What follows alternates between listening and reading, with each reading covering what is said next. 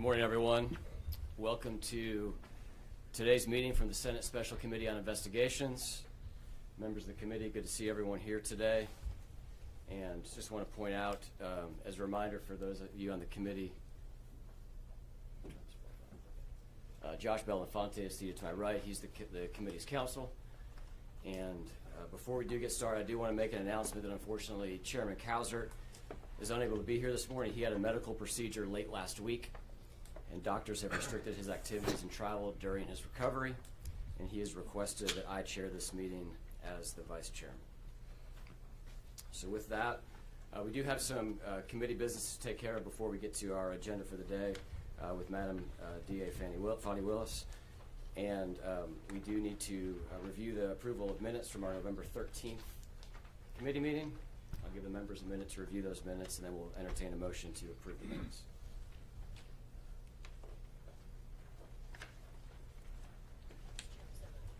We have a motion to approve by Senator Jackson, second by Leader Senator Gooch. All those approved, please signify by saying aye. Aye. All those opposed, like sign. And the minutes are approved. All right, for those that are in attendance today, just want to kind of go through a couple of guidelines on decorum. I understand there's some, obviously there's media in the room. Press has lines. I think you guys are all clear on where you're allowed to be in the committee room, where you're not allowed to be. So thank you for working with our Senate press staff on that. If there are any available seats in the middle of your aisle, please, or middle of your row, please scoot over. We do have overflow in room 125 here in the Capitol building for any of you that want to avail yourself of the overflow room as well. This is a Senate committee hearing. This is not a courtroom. There is no judge in the room. We will adjudicate the meeting today per the Senate rules and Mason's manual. We have the Secretary of the Senate available to advise us if there's any considerations. Governor Barnes, you are here as counsel for DA Willis, is that correct? I am, but I can assert privilege. I mean, you can't decide privileges that are range. No, I didn't say anything about privilege. I was just referencing that that's the capacity in which you're appearing today. Oh, yeah. Yes. And just want to kind of maybe cast a net is for those of you that have not been here for any of our committee hearings. This committee is charged with investigating and advising the General Assembly on any changes to Georgia state law as the committee deems necessary as a result of our investigation into the criminal prosecution as it relates to the election interference case of President Trump and the 18 others.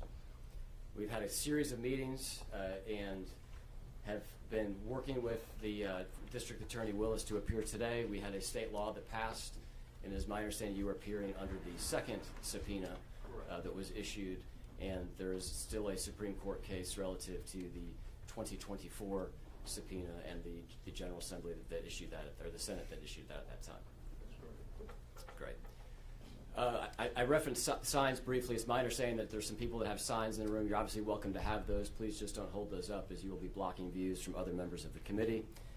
We do have a single-purpose agenda, and with that in mind, we will go ahead and swear in our witness today. Madam DA, please raise your right hand. Do you swear to tell the truth, the whole truth, and nothing but the truth, so help you God? I do. Thank you. Mr. Chairman, I have a statement I'd like to include in the record. Sure. If you want to pass that around to us, be happy to make that as part of the record. And I'm doing that because I was prohibited from giving the statement. Yeah, so again, this is going to be analogous. I know it's been a while since you've been in the state Senate. You've had an illustrious career since then. As you know, committee testimony is different than courtroom procedures, and there's generally not opening statements in Senate committee testimony. I've never known an investigative committee that did not allow opening statements. We will proceed with the testimony, and if either one of you and Madam DA, is that the preferred title? Is how you'd like to refer to you? Either District Attorney Willis or Madam DA. Perfect. We'll go with either one of those. Thank you for being here today. Please do pull that microphone closer or lean forward when you speak. I'll try to get the volume adjusted so that everyone can hear it. I doubt anyone will have trouble hearing me. Fair enough. Just love if you could take a minute and walk us through your career history. I know that you have a 30-year legal history. If you could just tell the committee your path to becoming the district attorney in Fulton County. Well, I went to the best university of the nation, Howard University, matriculated through there in 3.5 years and graduated December of '92, although I walked in May of 1993. I then came down to Georgia because I was admitted to one of the top 25 law schools in the country, Emory University School of Law. While at Emory University School of Law, for the first time in Emory's history, I won the Frederick Douglass Moot Court Competition, which is a national competition put on by the Black Law Students Association. Successfully matriculated through, took the Georgia bar because the Olympics was that year. That was the last year that you could take the bar while still in law school. So during my last semester of law school, I took the bar and passed on the first try.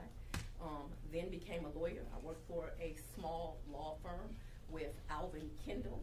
Alvin Kendall has a great knack for picking talent because at that law firm at the time was myself and the former mayor of Atlanta, Keisha Lance Bottoms, who will be a great candidate for governor of this state and is now running for office. Also Teresa Mann, who is a judge in the city of Atlanta court, and another lawyer by the name of Carl Touchtone. We represented people in both criminal and civil cases. I worked there for a small time. I then left that law firm and opened up my own law practice where I practiced both juvenile law, criminal law, did some family stuff. Young practitioner, I did that out of Douglas County, Georgia, but I represented people in the entire metro area during that time. Got married, had 2 children, became a solicitor, needed a kind of a more calm life, so I went to work for Raines Carter, who's been the longest standing solicitor, I think, in the country at this point. Worked for him for some time, applied to become a district attorney, worked there approximately 16 years, tried every type of case you can imagine, but I was really a murder prosecutor. That's what I do best. But also at that time tried the longest case in Georgia's history, which is the Atlanta Public Schools case, a RICO case. That's how I became acquainted with John Floyd, because he taught me RICO inside and out, and taught me how you can use that to bring criminals to justice, which I've done throughout my career successfully. Worked there, then decided to leave to run for office. Ran for judge, came up 49%, I believe, is the percentage of the vote that I won. Actually went to a Republican strategist. He told me, because I went to a runoff, Republicans will not vote for you. And I said, why? I've had a history of representing this state. I've done so successfully. I'm known as a prosecutor. He said, you're black and female. I said, I don't believe that to be true. I don't think that's the state of the nation. Who knew? He was right and I was wrong.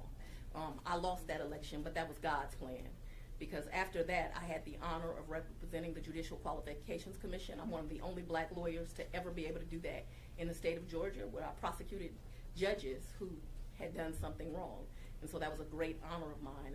Richard Hyde was one of the people that helped me to get that position, because he had worked with me on Atlanta Public Schools. I think that he's still doing that kind of work, and he's a very great investigator. So I did that for a while. I also got to represent a lot of fathers and mothers as they went through domestic things, did some criminal defense work, and then people started coming to me. You need to run for district attorney. Current district attorney has some problems. You'd be outstanding at it. And who knew? I ran, I won. I'm the first woman to serve as district attorney in Fulton County, Georgia. Best to ever do it. I sit here with a 92% conviction rate. That's my history. Excellent. Thank you so much. For those of us on the committee, it'd be helpful to kind of get a scope of what your office structure is like and kind of the makeup of your office. So how many employees are within the Fulton County DA's office? A little over 300 approximately. All numbers that I give today should be approximations. You should not hold me to exacts. Certainly will do so on these questions for sure. Of those employees, about how many of those are attorneys? Half. About 150 attorneys. How many investigators? 65. Okay. And how many paralegals? I don't know, about another 70 or so professionals. Some of that is VWAP, some of that is administrators, some of that is legal assistants. I'm not going to be able to guess at these numbers. Sure. The state pays a minimum salary for all district attorneys and assistant DAs, is that correct? No. Okay. Can you walk us through the pay structure? The state pays for my office about 25 ADAs. They're woefully underpaid. The salary that the state paid is a joke right now. If you want to look at some legislation, you should look at paying DAs across this country more money, because they do not make enough money, and it is very hard for people to recruit DAs at the state pay. So for those 20 or so some lawyers that work at state pay, I do one of two things as incentives. the first thing I do is the ones that work in-house, I give them supplements that the county pays because the pay is so low and really just an embarrassment to think that we pay public servants at that rate. Another incentive I offer to some other very seasoned ADAs that are further along in their career that are my state paid employees, I let them work 95% remotely, and all they do is indict cases for my office. The rest of the lawyers paid by the Fulton County District Attorney's Office are in fact paid by the county, but you should note here that I am a state employee. I am not a county employee. I represent the Atlanta Judicial Circuit. The Fulton County DA is really slang. Great. So give me a range then of those ADAs, including the supplement. What's the salary range of those Probably the ADAs? lowest salary of any DA that works for me is 85, and the highest might be around 200. Again, don't hold me to exacts. Sure. Okay. You were elected in 2020. We talked about that. You had a transition process in between the election and when you were sworn in. Can you walk us through what that process looked like? It was not a very good one. Myself and the former district attorney never had a conversation. We still have never had a conversation. But while I was still on my personal time, not yet being paid by the state of Georgia, I interviewed every attorney and investigator of the office and some of the other staff because I wanted to decide who I was going to keep and who I was not going to keep. So I did that during that time period. I also had some committee members where I got some advice on things that needed to be priorities for the office as I took office. So I got very esteemed members of the Fulton County and the greater community to kind of advise me. I believe in diversity, so it was a diverse group. If you do studies on diversity, although some of you are against it, you will realize that the companies that do the best employ diversity. And so I employed diversity in that committee, and I've employed diversity in my staff because I represent a diverse community. Who was a part of that committee? I don't remember all the names, and I'm not going to guess at it. What names do you remember? Oh, my goodness. Lee Dupree's husband, William Dupree, was on that committee. There was another anchor, and I'm embarrassed to say that that was an African-American female. I'm not sure. I want to say Mayor Franklin may have been on the committee, but I can't remember exactly. There were about 15 to 20 people. That's been some time ago now. The interviews that you referenced with the existing staff as you were kind of determining whether they would stay, who participated in those interviews with you? It would be different people each day. Attorney Gabe Banks was one of the attorneys that did some of the interviews. He wasn't able to do all, of course, because he had an active and thriving law practice at the time. Jeff DeSantis did some of the interviews with me. Daisha Young did some of the interviews with me. People would come in and out based on their schedules. My deputy of operations now, Dexter Bond, did some of those interviews with me. Mr. Nathan Wade had a thriving practice at the time as well. He would come in and out and do some of the interviews. I was at every interview, but other people could only commit, so much of their time. They each did as much as they could. And that should not be the total list. That's what I can recall quickly right offhand. So don't take that as that was every person. I may have missed somebody that assisted me in that, and they'll have to blame it on my head, not my heart. Okay. Who was a part of the team that made the decisions on who you would keep and who you would go? What was the consultation process after the interview, and how many approximately, if I can ask you this question a second time, if you want to answer the first one, but I'm trying to get to how many people did you retain from the former DA's team, and then how many people were brought in that were new? I don't remember. I might have fired 50 or 60 people, but I don't remember exactly. Okay. The AJC did an article on she fired people, to which I told Fulton County I was going to only bring the best and the brightest. So I was always confused as to why that was a surprise. Was there a lead on your transition team? I was the lead. I was the DA. Okay. Was there another person that you consulted with more than the others? No. I believe Mr. Wade said under testimony that he was a part of over 90% of these meetings or decisions. Do you recall that being an approximate accurate statement as to his involvement? I can't speak to any other person's testimony, so I'm not going to ever comment on someone's testimony. If he testified to such, you're going to need to show it to me. You'll have to forgive me. I don't really trust you. So I'll have to see that particular testimony. Do you recall Mr. but Wade being? Wait just a minute. She's got a right to finish her answer. You don't have a right to cut her off. That's incorrect, Governor. Thank you. Sir. It is I'll not. be completing answers, though, sir. So Sure. we should get that straight from the Was Mr. Wade part of, would you say, more than half of the interviews that you conducted? Yes. Would you say it was more than 75% of the I'm interviews not you gonna guess conducted? at numbers. He was definitely more than half. And what percentage of decisions, was the same percentage of decisions that he was a part of?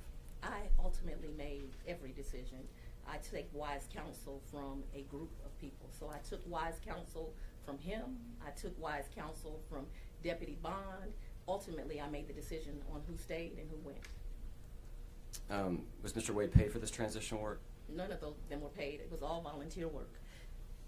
It was wanting to make sure that the region was safe. So people volunteered their time to make sure that we had the best and the brightest representing Fulton County, and that this community stayed safe. And every person who did it for free. Thank you. Part of one of the things you did when you came into office was you formed this new anti-corruption unit. Is that correct? Absolutely. Can you walk us through the decision process to stand that unit up, if that replaced any other units, and who was a part of that unit once it was stood up? And I'm actually not sure we called it the anti-corruption unit when we first took over. So when I became the district attorney, Paul Howard had 101 police brutality cases, many that went back to years, maybe to 2009. People in the community were very upset. It was both unfair to the law enforcement officers and to the community that decisions were not made. And so I knew that one of the things that I was going to have to do was to make sure that every case got looked at and was evaluated. And so I was looking for attorneys to do that. I'm not sure if that's what we called it at first, because I think we called it the Civil Rights Unit, in fact. When we first opened it, I think it was the Civil Rights Unit. At some point, I go to visit other huge district attorneys' offices that have kind of the same kind of struggles that I have as a major metro area. I went to visit the Houston district attorney's office at that time, and in that office they had divided cases, and I thought it was a brilliant way to do business. And so I think that's the point that I then formed a civil rights unit, which would only deal with police brutality, and an anti-corruption unit. So I think when we first started that it was called the Civil Rights Unit. Okay, how many people were part of that unit once you got it fully operational?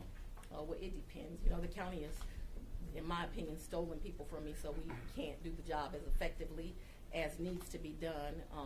I've had as many as, it varies. It has varied because we had an anti-corruption unit and a civil rights unit. So it's varied. Can you give us a range? It really depends on who you're calling the anti-corruption unit. I've probably not had more than 2 lawyers in that unit, maybe 3 at any given time, an investigator or 2, and a legal assistant. They may have been doing double duty somewhere else. And you entered into a contract with Chris Campbell to do some taint work as a part of that unit, is that correct? That would be the civil rights unit. It sounds like they were somewhat interchangeable from what you just said. You said that it was called the No, Civil Rights Unit when it because started. The civil rights unit may have encompassed everything at first, and then it ultimately becomes police brutality cases. And so what Mr. Campbell was, when the police take a statement, I know you're not an attorney, but there's an issue called garrity. And what happens is government employees, mostly we're talking about law enforcement officers, they will make a statement to the police, but that statement won't be Mirandized. There's all kinds of legal rules around it.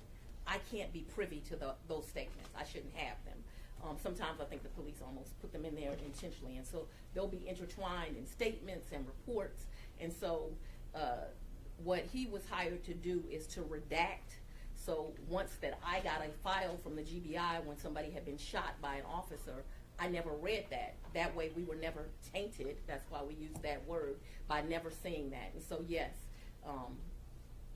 he was hired. He had been, I believe my recollection is he had been a former law enforcement officer, and he was a lawyer. I thought he was great for that work. And Terrence Bradley was involved in that work. He had been a as former well, probation officer and an attorney. That's one of the reasons that I thought that they would do outstanding at it, because they had long histories in the law enforcement community and lawyers. Was Mr. Wade? I have lawyers now currently doing that work. Was Mr. Wade involved with the taint work? No. Mr. Wade, Bradley, and Campbell were law partners. Is that correct at the time? loosely is what I understand. I can't tell you about the design of, I can't tell you the design of his firm. I think more so what happened is they shared office space and cost or something, but I don't know. I shouldn't speak to that or speculate to it. Did you place anyone in charge of the anti-corruption unit, or did everyone that worked with there report directly to you? I mean, ultimately, everyone reports directly to me, but the anti-corruption unit, so when it was a civil rights unit, yes, it had a lawyer that was over it. His name is Brian Watkins. He is a lawyer that's been practicing law longer than I, and at first he had everything until we realized there was so much volume of work, because it doesn't just do this kind of work. It's not just police brutality now, right? Now it's, police lied, or it's an elected official did something wrong. It just became too much. Once we stood up these units and my county understood we were doing these kind of things, fortunately or unfortunately, the office started to get referrals, and so it just grew. How many cases has this unit brought to trial approximately? Oh, I couldn't tell you over the years, but we brought some to trial, especially these police brutality cases. I couldn't tell you exactly, so I'm not going to speculate. Okay. It's not as many as like my major crimes unit, but I can tell you that the anti-corruption and the civil rights unit, they cost me the most money because of the experts that are needed when you are trying a police case. How much money would you estimate that you spend a year on that unit? I can't, and I'm not. You can't, you're not what, I'm sorry? I'm not going to speculate to it. I can't estimate how much. Okay. Is that something you could provide for the committee? I don't know that I can. What happens is I have a professional services budget, and my top deputies of certain units, so my ED over major crimes, if he needs an expert, he can hire one. For instance, if you all want to look into legislation, look into properly funding your GBI. The GBI does not have enough scientific experts. This is not a criticism of the GBI. The scientists that are there are excellent. I want that to be noted that I said that. The scientists that are there are excellent, but they do not have enough experts. So in year one, when I become the DA, they tell me, and I have an email that proves it, we can't test all your ballistics evidence. We don't have enough. So I have to go into my budget, more than $100,000, I can tell you that. I think it's been about that annually, and hire private scientists to do that ballistics work. Now, I got the names of those scientists from the GBI, but also my deputy, Mr. Watkins, over civil rights, if he needs an expert, he knows that he can get one. If my ED over major crimes needs an expert, they can get one. My domestic violence expert, if they need a domestic violence expert, they can get one. And so it all comes out of this professional services budget that I both pay attorneys that come in and work as special prosecutors, and that I pay professional witnesses that we have to hire to do our work. So Mr. Watkins was in charge by title, or was it more so by function that he was in charge of the unit? I don't understand your question. Did he have a title of director of the anti-corruption unit, or was he just a person that everyone knew would make the calls within the unit? He was the deputy of the civil rights unit. Okay. He remains the deputy of the civil rights unit. At some point, the civil rights unit became civil rights and anti-corruption.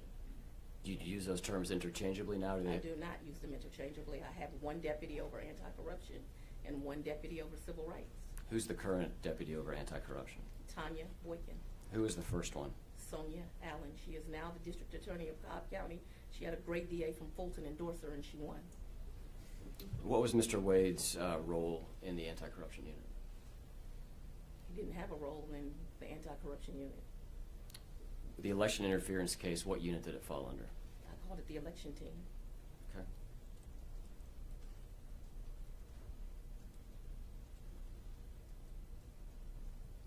When Mr. Wade was he hired solely to focus on the selection, to work on the selection team, or did he do other work within your office? I don't remember. I think there were times where I'd bring in some of my senior personnel and ask them, what's your thought on this case or these facts?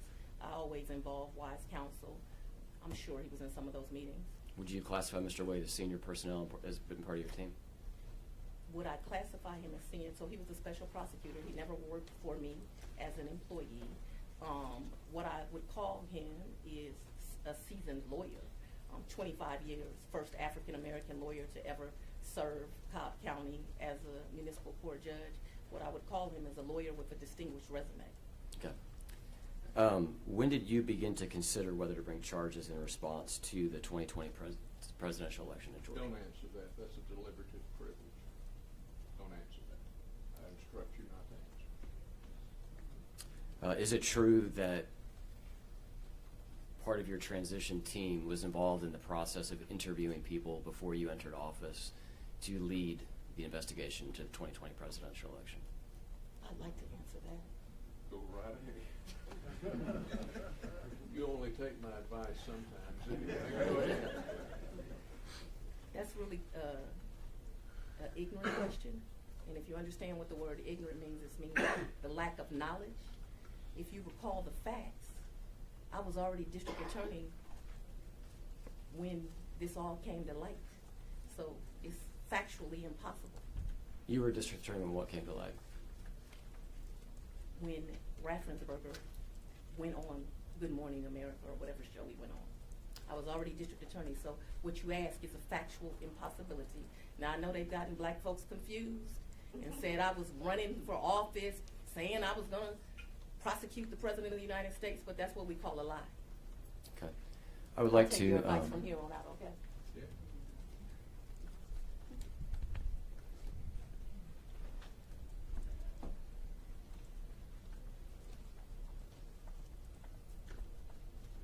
If you take a look at the screen for me, if you will.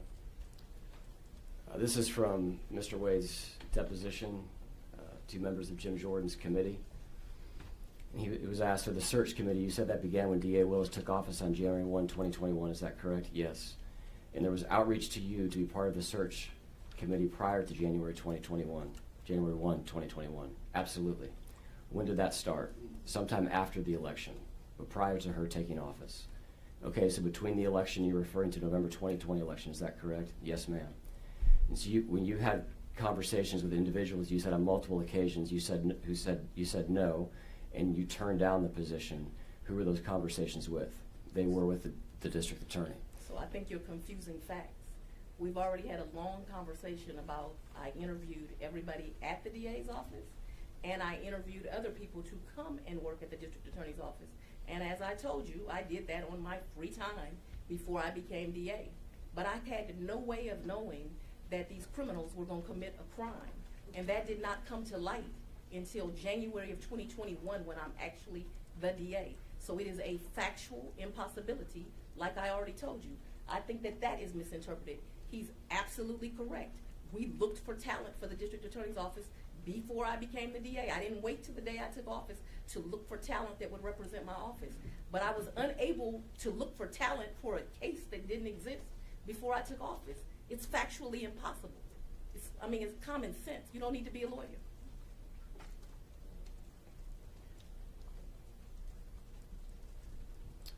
I'm going to read you some additional testimony. I'll try to put it on the screen. You can read me as much as you want, but that's And I the will. truth. Thank you, Madam DA.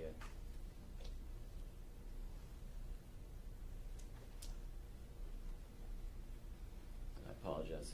I did not intend to have to get into this here.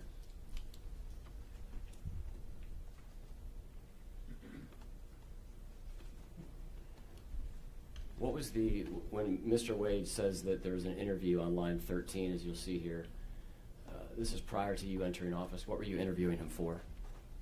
I didn't interview him prior to him entering office. He had a thriving law practice.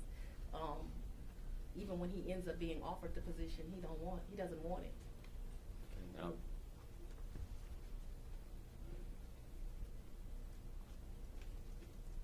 so it's your testimony today that you and Mr. Wade did not have any conversations prior to you taking office relative to an investigation into the 2020 election. Don't answer that. That is a deliberative privilege of what goes on in a district attorney's mind and the process that goes on. She wasn't district attorney.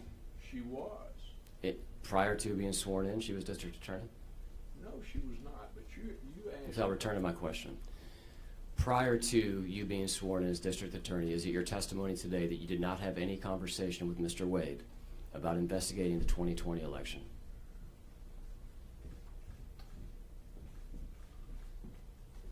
Do you want to answer? It's a dumbass question. I know it is, but go ahead and tell him because it occurred after she took office, but go I right didn't know that he was going to commit a crime prior to me taking office. Like, factually, it's impossible. Okay. Thank you. Would you agree with the statement? Shall skip that question.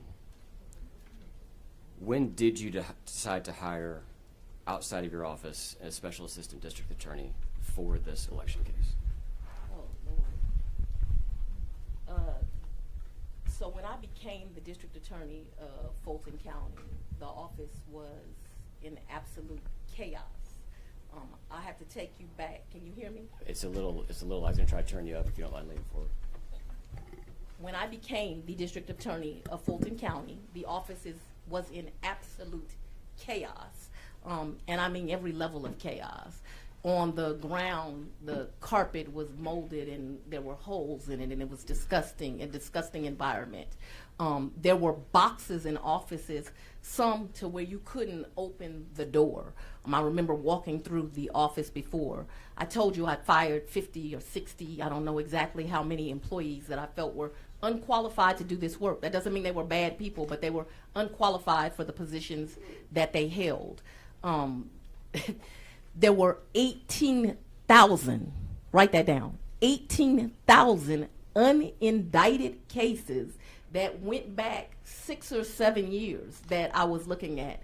Not to mention another, 10,000 indicted cases in the system. Now, some that the judges had hid on judicial hold, but they were still there.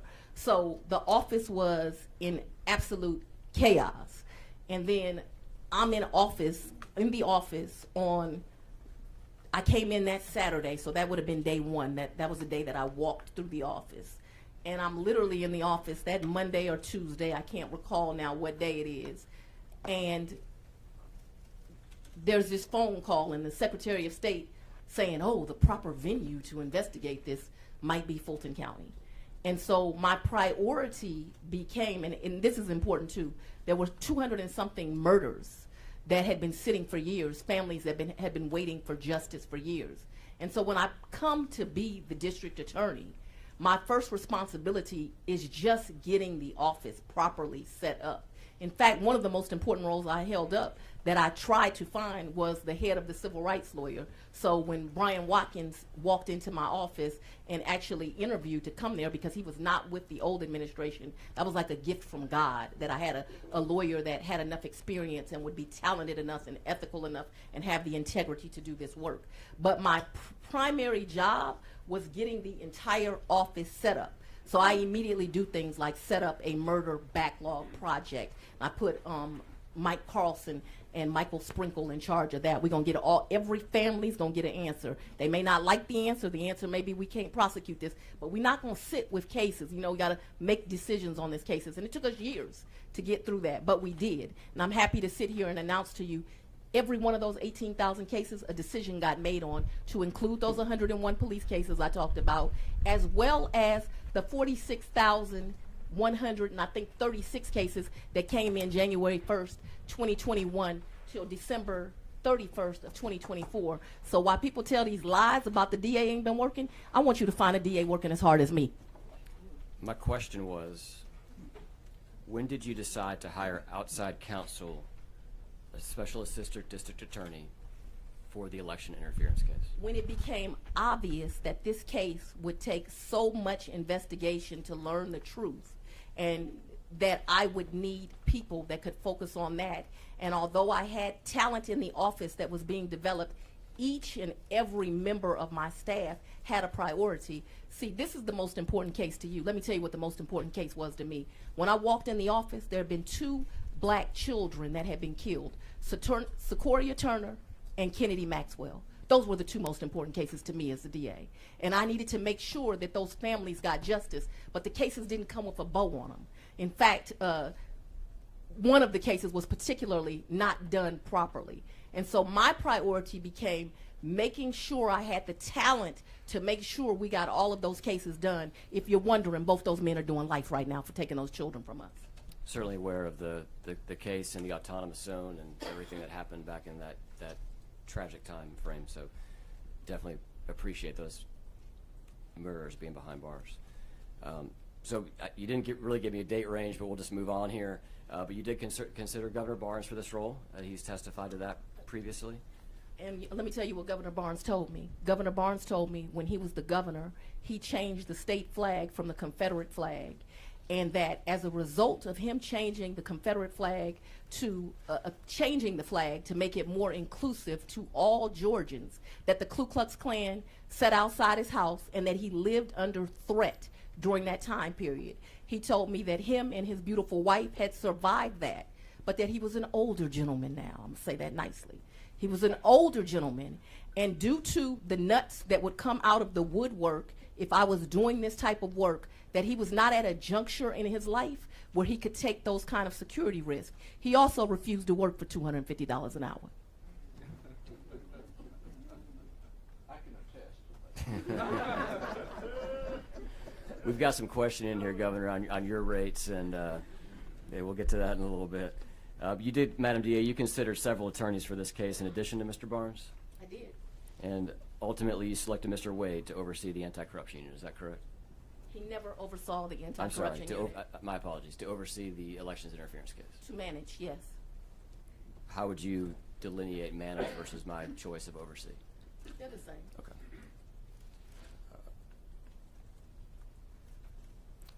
What happened between January 2021, I believe that's when the phone call was that you referenced, in November 2021, which was the time that Mr. Wade signed his first contract? What type of work happened within any area of your office in terms of gathering evidence or considering whether or not to bring these charges?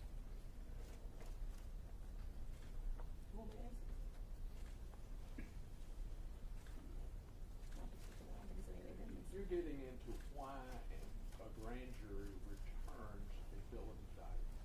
That is a deliberative process wrapped in the discretion of the district attorney. We're not going to get, I'm going to instruct her not to answer. Wait a minute. You can, if you see fit, you can seek to enforce that question, at which time she would be entitled to a jury trial in Fulton County, and I would be able to cross-examine you with each one of you with a real judge ruling on real law.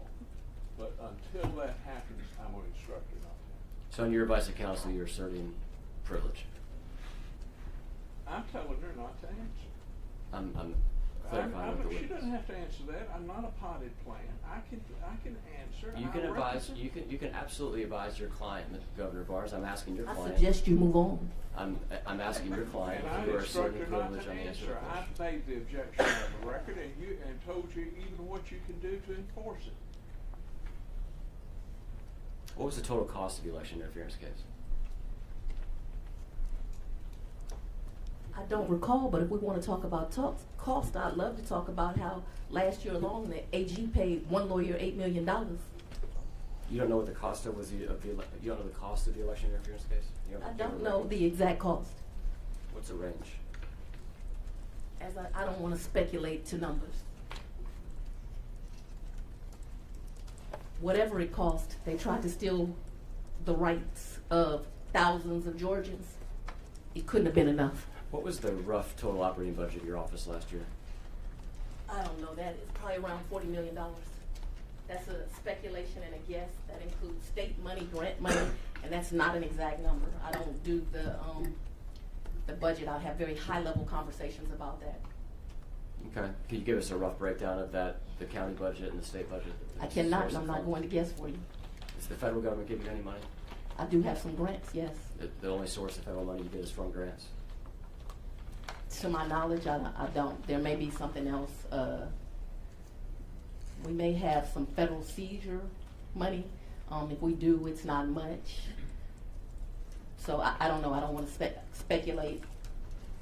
If I say, oh, they gave me grant money and this federal seizure money, and you find some line item someplace that I don't know, you'll swear I was trying to lie to you when the truth No, is I don't know the correct answer. I'm just trying to get to, I know you run a tight ship over there, you're proud of your work. I would assume that you would have I'm the some best sort DA in of, the Southeast. Why wouldn't I be proud of my work? what's your annual budget? I told you it's around $40 million, but I do not know an exact number. And what's the approximate source of funds that you receive from the state versus the county? Me, like every other district attorney in this state, do not receive enough funds. I told you that you all pay 20 to 25 ADAs. I don't know the exact number. I don't have it in front of me. You pay two legal assistants and one investigator. Now, Fulton County is 1.2 million people.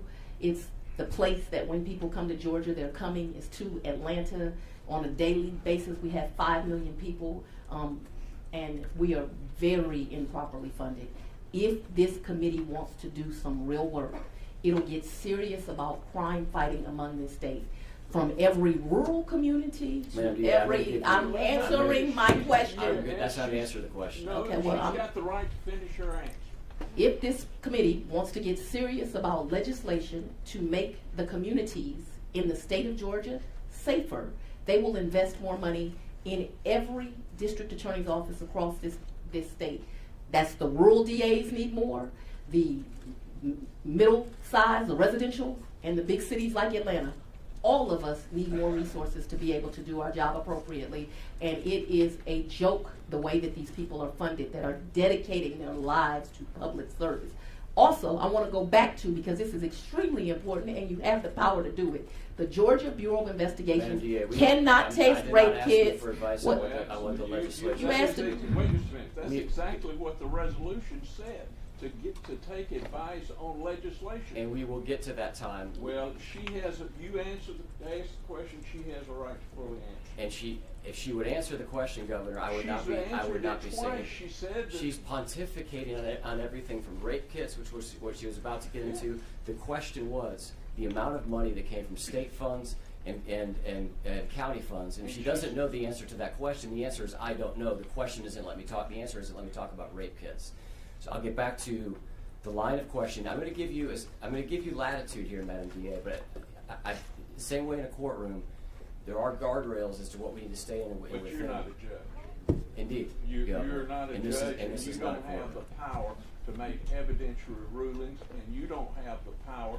I have plenary power, No, Governor, you to do conduct not, the sir. meeting. No, sir, you Absolutely. do not. You do not have plenary power. I know you think you do, and that you're above the law, but you are not. If you want to cite her for contempt, so Governor. that she is entitled to a jury trial, and I can examine you on your actions, and I can examine you on your motives, then I will be glad to take that. As Clint Eastwood would say, make my day. We know the motives. He's on the Governor, ballot. Governor, this is a witch hunt. This is it a has hearing always been a witch of the hunt. Senate Special Committee on Investigations. How come you're not worried about those that you convicted illegally and locked up? Why is it that you run ads? We're going to go on to our next question. How are the funds? You say that we give you the money, and I know that's a You loose get term. one DA for every judge. And That's if that you want flows to know into the the Fulton law. County coffers, so to speak. And when you remit payment, you do that through the Fulton County accounting system. Is that correct? Your question was compound. I didn't understand. Sure. I'll try to break that down. When checks are written as a result of a check request made by your office, those checks are paid by Fulton County. Is that correct?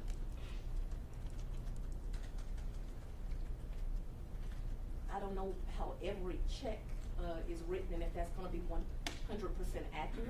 So I'm going to refrain from asking that question. What I can tell you is that, and probably happens in every other circuit, the district attorney has control over their budget and they don't have to go to the county. But I understood I was a woman DA coming in the office. I also understood that I was African American. And so therefore there would always be a target on my back. And so I did two things financially. One is I've never, so people can stop requesting, had a credit card associated with that office. Never.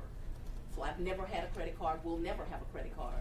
The other thing I did is that there is a CFO of Fulton County, a white female, her name is Sharon Whitmore. I believe you've heard from her. And so I made it so that the procedures of my office, although I did not have to do it, that it has to go through her for clearance. That way nobody would say the district attorney stole any money.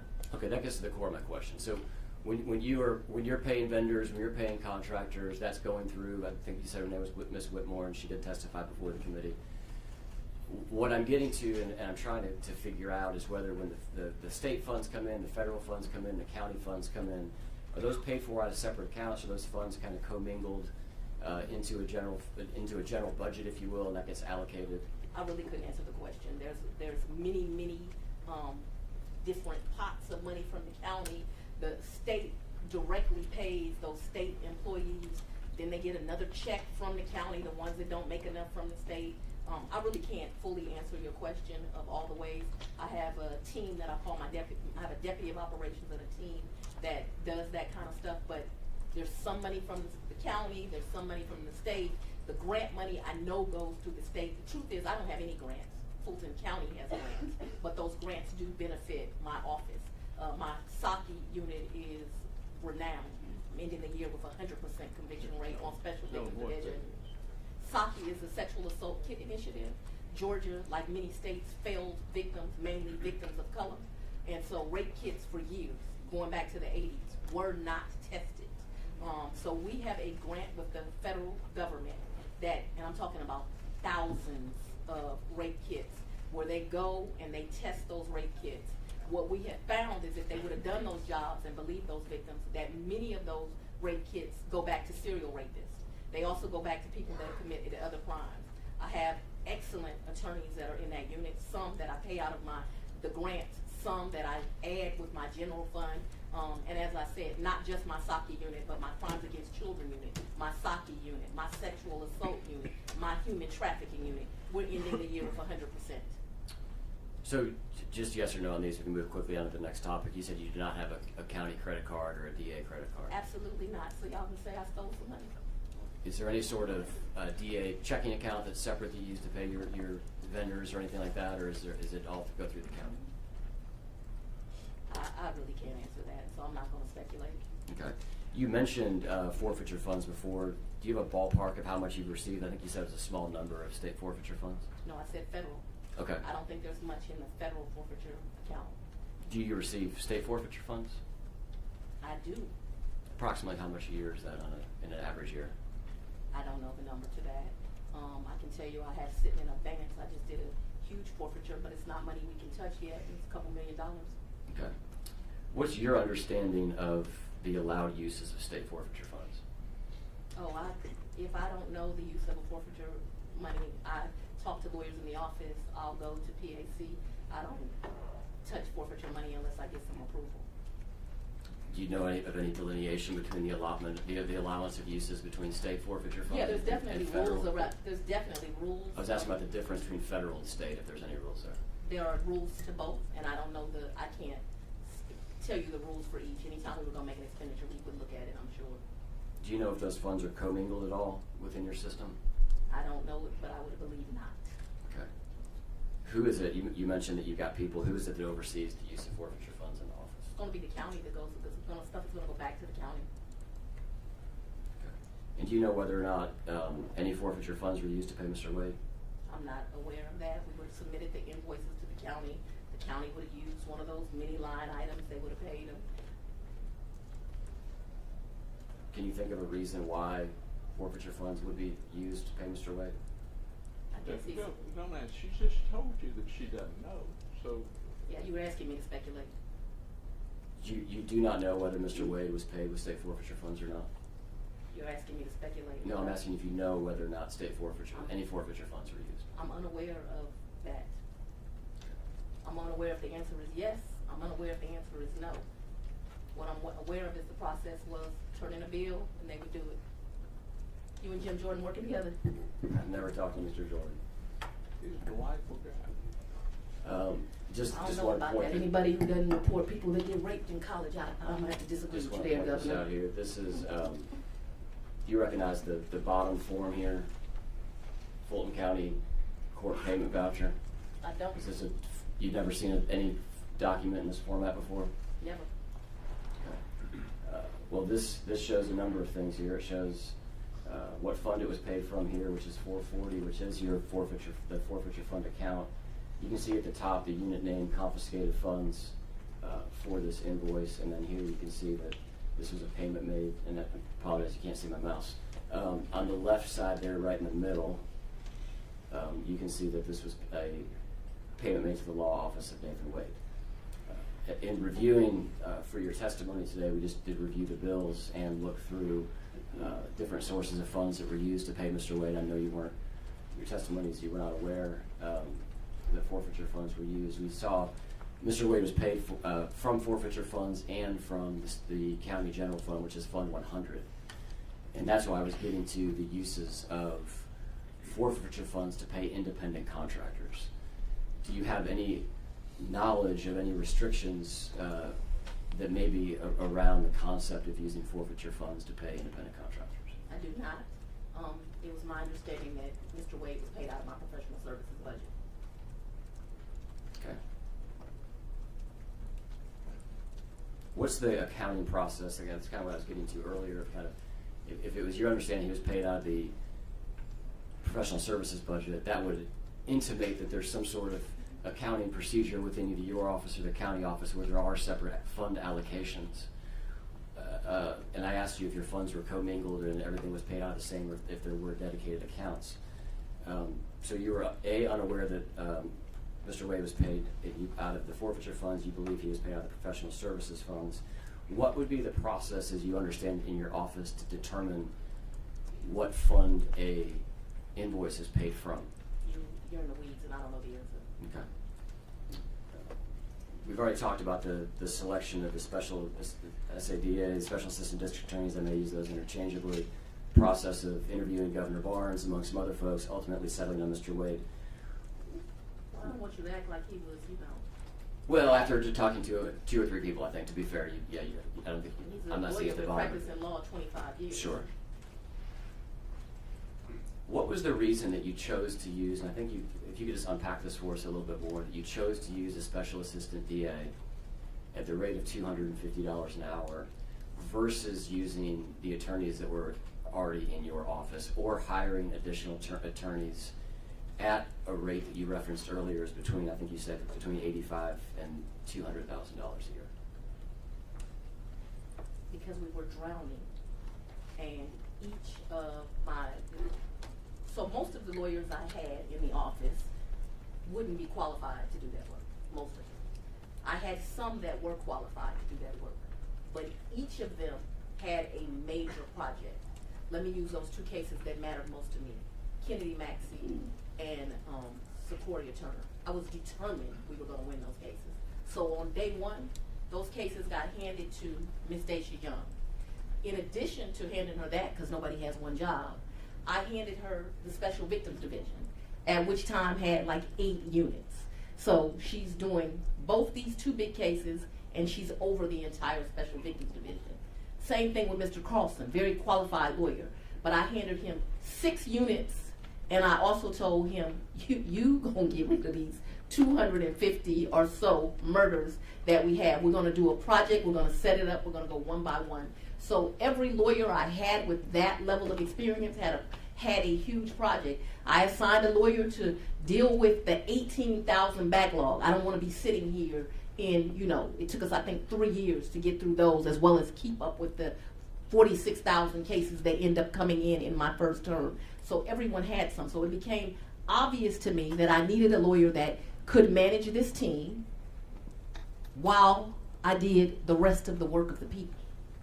And there was nobody else, either internal or that you could have hired at a lower rate that you just described? Lower rate than $250? It's an insult to take $250 for a lawyer that's been practicing law that long. I thought you told me earlier that your range of people that work for you are between $85, not dollars an hour, but $85,000 a year and $200,000. Yeah, but at $85,000 is like one domestic violence grant. I usually only hire someone with 3 years of experience. I make an exception with that because that's, an offensive salary. Although I can tell you, I think the state is paying lawyers $64,000. I mean, it's ridiculous. I know a little girl just graduated Georgetown Law, and she's making $280,000, $300,000 a year. We do not take public service seriously, and we need to, because my lawyers do greater work than most of these lawyers in these civil firms. And let me point out one thing. You're using gross amounts. That doesn't include the perks, the health insurance, and all that stuff, which Wade did not have. Sure.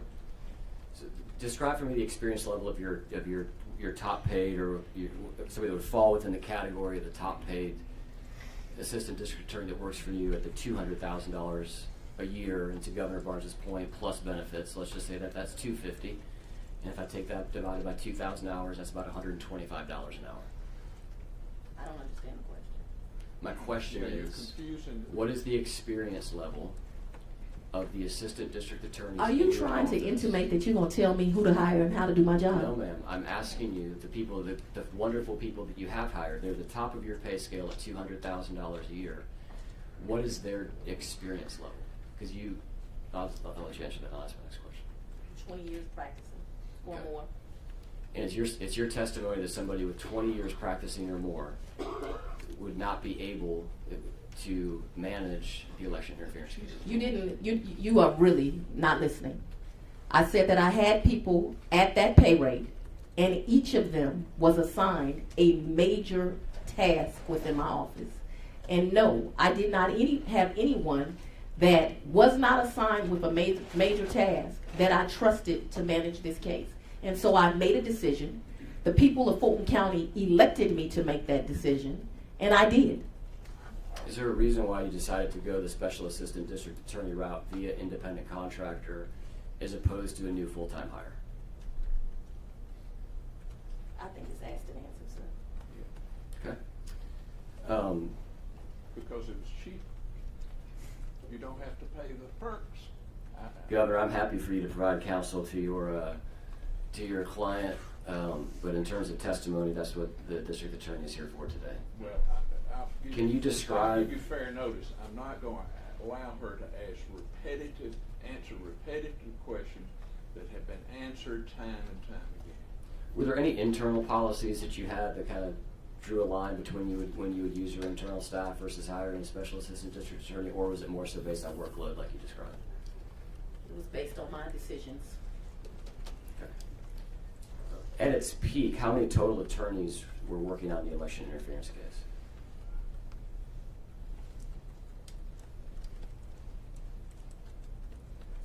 Maybe 9, approximately.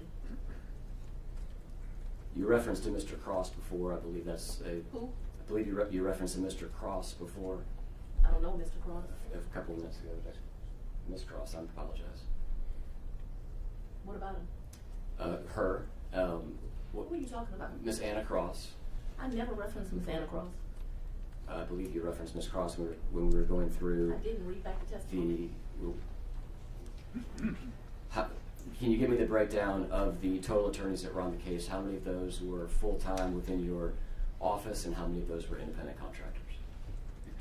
I believe I had 3 independent contractors. One of those being Mr. Wade. Who were the other 2? John Floyd, Anna Cross. Diversity. White male, white female, black male. Diversity is intentional. What kind of experience do you look for in those special assistant district attorneys?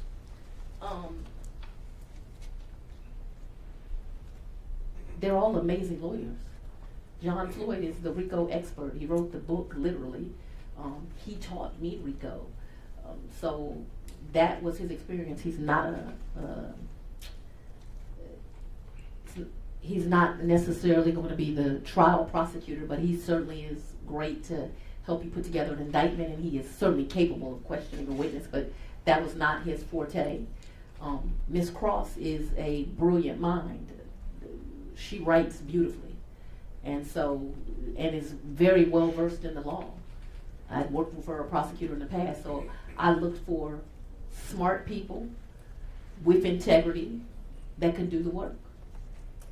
And I got 3 lawyers, each that God put in different skin, that could do the work. Thank you for giving us Ms. Cross's background, the rest of those as well. Has Mr. Wade ever prosecuted a RICO case prior to the election interference case? Mr. Wade certainly was served as a prosecutor before this. He also has worked as a criminal defense attorney, and I believe he has defended RICO cases. But as far as you know, he had not prosecuted. I didn't need him for that. That's why I get to make the selection and not you. Has he ever prosecuted any felonies? I know you've referenced him prosecuting cases. My understanding is this is the first felony case that he was on the prosecutor side for. Is that accurate? I'm not sure if that's accurate. I know I believe he did some work for the Attorney General, although the Attorney General never tries as many cases as my office.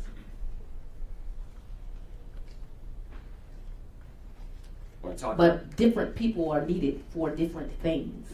And the people of Fulton County elected me to make those decisions, and I know y'all want to come in and be daddy and create QAnon committees that will judge prosecutors and have these committees, but unfortunately for you, I won this vote by 68% this time, 87 in the Democratic, 68 the general, 72% last time. So the people of Fulton County have selected me to make these choices, and I make them. And my city and county are safer because I make them. In your prior testimony with Ms. Ashley Merchant, there was conversation around what she referred to as block billing. How would you describe block billing? Well, let's talk about Ms. Merchant. Let's just talk about block billing. Well, We're not. You've opened it now. I've opened the question to block Yes, billing. you know, the credibility of whoever's saying it is an issue. Well, then let's just. So I'd like to talk about what this committee did the last time we were here, and for the press, I will have 50 copies of this so each person can get a copy. You all, the last time y'all had a committee meeting, you all purported this lie that I had the honor of meeting Vice President Kamala Harris. Questions Me? about No, block I'm billing going to that answer you- this question right now. And when you stated that, you stated that it was me and it was Mayor Dickens. And then you put this exhibit up for the entire world to see. How disingenuous, how lacking of integrity for Ms. Merchant as an attorney to put it up, and for Counsel, who I noticed is cowardly not here, to have it here. This clearly says, I'm at a Black History Month project. Almost every important Black elected official across the country was invited to it. I'm on the lawn with a cocktail, and yet y'all tell the world I was sitting down with the Vice President having a meeting. It was a damn lie. And this is the evidence of it, and y'all had the audacity to put it up on a screen as if you were showing something other than the DA was having a cocktail on the lawn. I have never even had the honor of meeting Vice President Kamala Harris. Never. How would you define block billing? Like somebody who didn't know what the hell they were talking about. I'm going to refer you to the screen. These I are don't review those documents, so you're asking me to look at documents that I haven't for the first time. What I can tell you is that I I'll give you time allowed to review Mr. Wade documents. to bill 160 hours a week, and then Mr. Wade would be the first one in the office making sure that my staff arrived. He corrected their behavior. They thought that 8:30 meant 8:30. He told them that 8:30 means 7:45. He got there before them. He left after him. He taught them how to do this case, and he was a leader to that team and a public servant. And for that, him like me has been threatened thousands of times. You want something to investigate as a legislature? Investigate how many times they've called me the N-word. Why don't you investigate that? Why don't you investigate them writing on my house? Why don't you investigate the fact that my house has been swatted? If you want something to do with your time that makes sense. And you can use all this in your campaign ad. You attacked Fani Willis. What have you done, sir? Nothing. I'm going to refer you to the screen. I know you said you don't approve. I don't look at this. I've review never these seen bills. it. So I can't talk to you about documents I don't approve and don't review. Can't Who- talk to you about it. Who does approve the documents in your office when invoices come? I thought we'd been through this. I don't believe you said who reviews the invoices and approves the invoices in your First of all, I have no first-hand knowledge of it. You have no You first-hand want me to knowledge of it. testify about something I don't have any first-hand knowledge of? I'm asking- Are you asking me to speculate? Because I've clearly told you I don't have any first-hand knowledge of it, and I'm not going to speculate.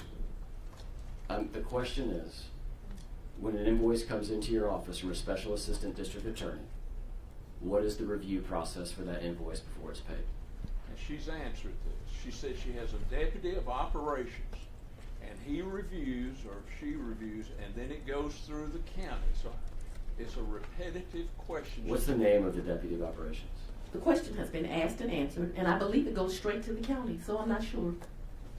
Dexter Bond. Okay. Do you know who ATG may be initials within your office? I don't. I would assume that it's accurate to say it's probably not Dexter Bond. I don't. It may be somebody at the county. What we're looking at here are two bills that were paid by and approved by your department. The one on the left is from the Cross firm, which refers to Anna Cross that we referenced earlier. The one on the right is invoice number 11 from Nathan Wade. And the first thing Let me tell you why this is such a damn the first joke. thing that jumps out to me as a non-lawyer, but as someone who has paid lawyer bills before. And I believe this gets to the question, the question which was around block billing. And here's my question for you, Madam DA. Are there rules in your contracts or otherwise when you hire independent contractors that gets to the billing methodology for your attorneys?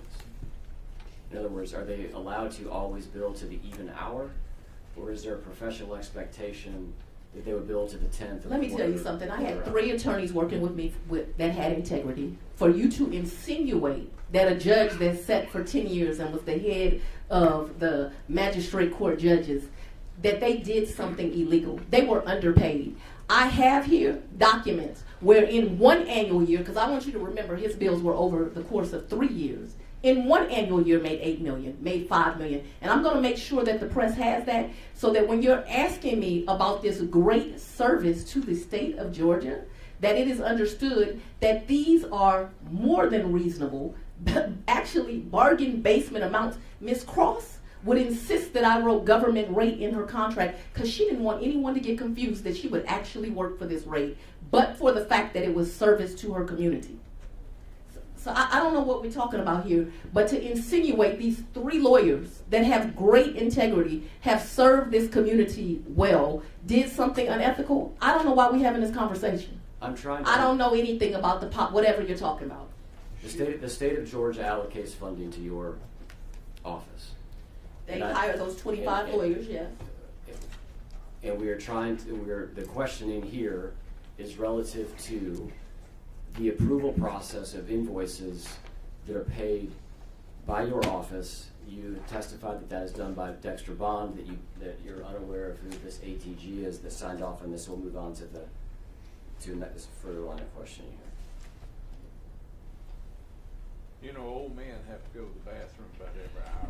Governor, would you like a 5-minute recess? I believe I would. We'll take a 5-minute recess. I think you exaggerated. You said an hour. I thought it was 45 minutes. And y'all gonna have to let me get there. Just a hop, skip, and a jump. They don't need that I still know where it is.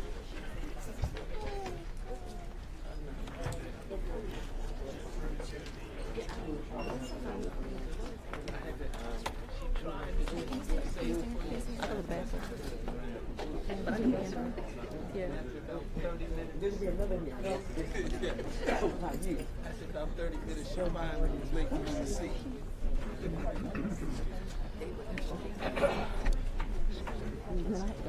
Yes, ma'am.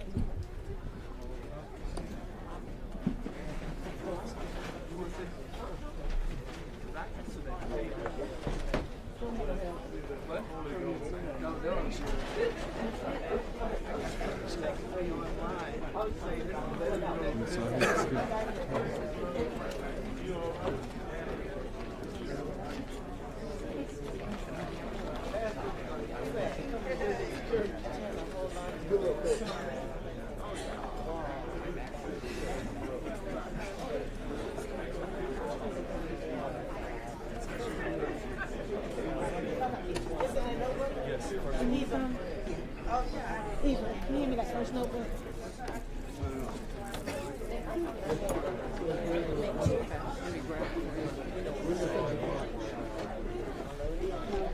You've had enough? I'll be back.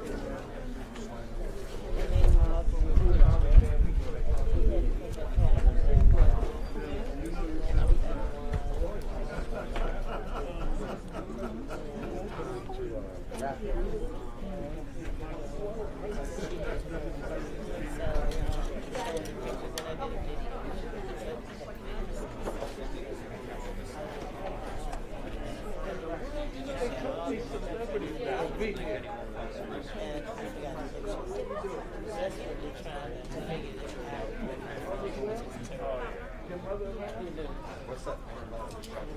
You want it? I get you.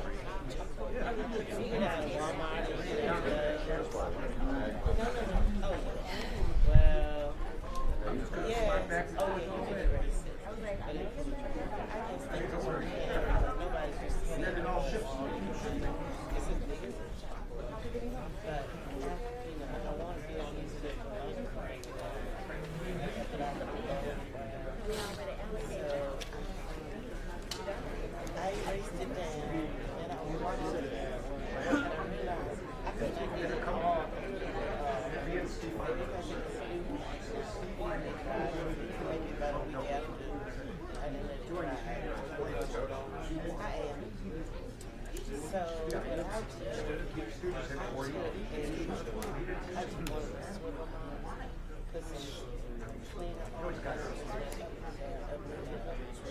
and I still received they were acting as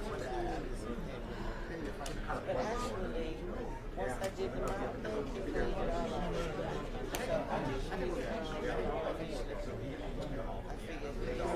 So I figured they came in and they saw the whole mall, and they saw the trees and myself, each person, and the crowd, and the sidewalk around, and they just went crazy. And while they went in, they doing that with slushy machine. I made them do raspberry slushy, and then after we had dinner, I pulled out my ice cream, and I asked them what kind of ice cream they wanted. Of course, my mom tried it. So you can take the base, I would do chocolate vanilla, and then just all the chocolate chips and I haven't ever seen my grandkids. My son was in the force and she took them and she kept them there, but she did leave Georgia.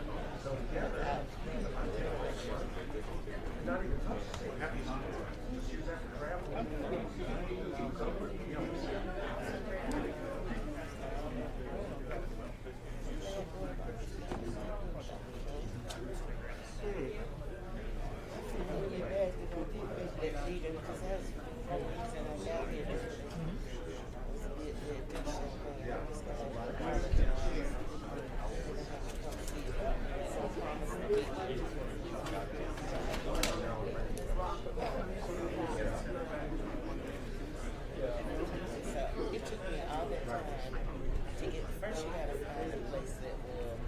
And it was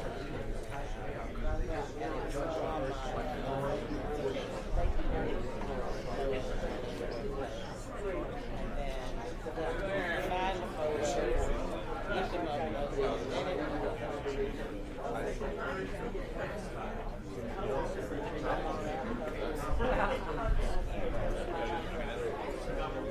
Go. Okay. That way, you mind, or I can put it down in the room so it's secure down there. Wherever you like. I just didn't want it hanging around if you didn't want it there.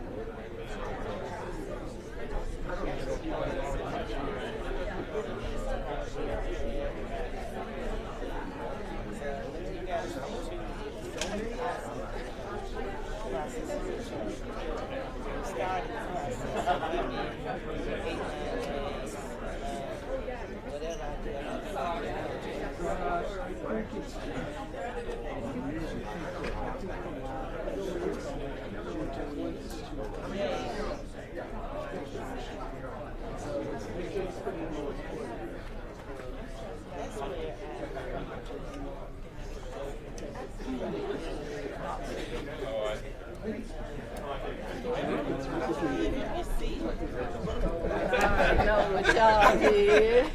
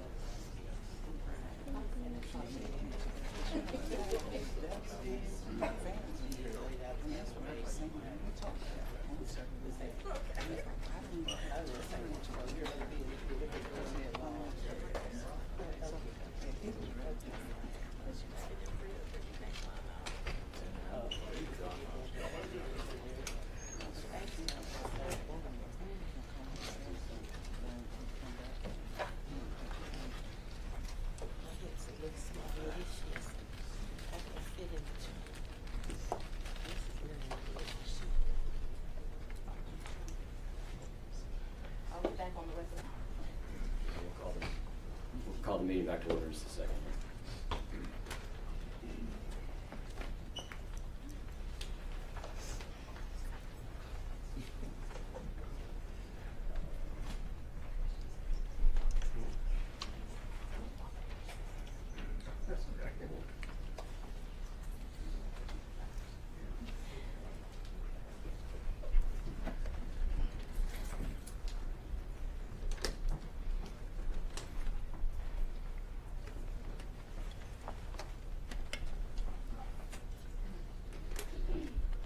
All right, we're going to call the meeting back to order. I need to correct something in the record there.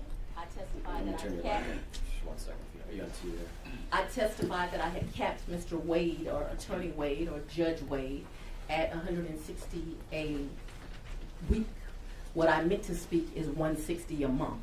Also, I have referred several times to the rates of the AG. I would like you to know that in 2020, the Attorney General of this state paid $52,000 in attorney's fees. I've done initial $52 million in attorney's fees with the top recipient in that year, initials AF. I've taken off their name at $3,593,000. That was for 2020.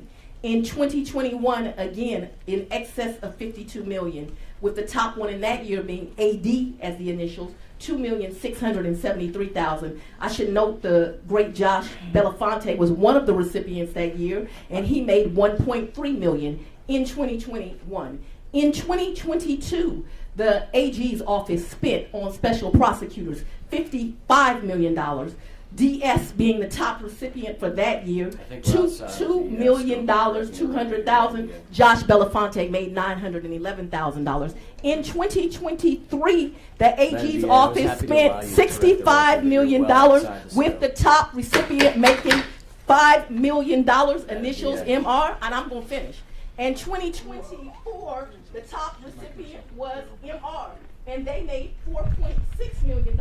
And then let's not leave off 2025. All right, we're gonna move on to the next question $80 million by the AG on special prosecutors, with the top recipient MR making $8,181,421,000. And y'all are talking to me about pennies. And I have a copy for the press 50 if you like them. And I'd like this included in the record. All right, we're going to move on to our next question here.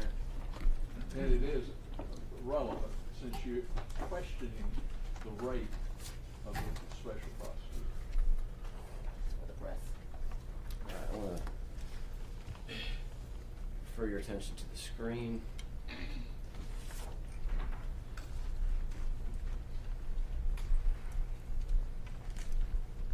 Madam, have you seen this letter before? It's got my signature on it. You have seen this letter before? Yes, that's how it got signed. You sent this letter on December 17th, 2021, requesting access to documents to from the January 6th committee chairman, Mr. Representative Thompson. Is that correct? I did.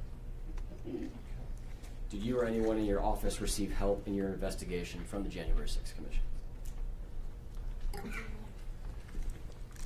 What do you mean by help? Did they send you documents? Well, they're public documents. Did they send you any documents that were not public? That were not public at the time? None that I can recall. None that I can recall.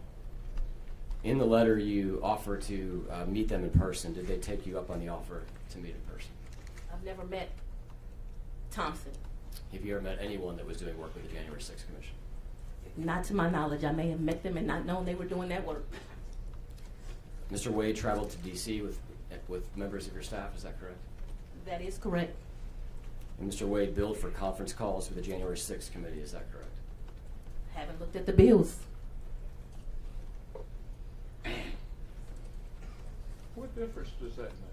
On the left side of the screen here, and I apologize, the camera's in your way, there's a screen over here. You'll have to remember the criminals that I indicted, they had committed crimes all over the country. And so as a result, as a prosecutor, if you know that a criminal has done crimes in this state and other states, it would almost not be due diligence to try to get information from them. Here goes some more legislation you can take up.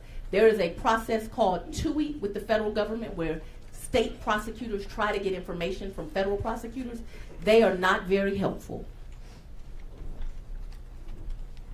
On this bill, on the left-hand side, the first I red haven't highlight. seen the bill, sir. You remember?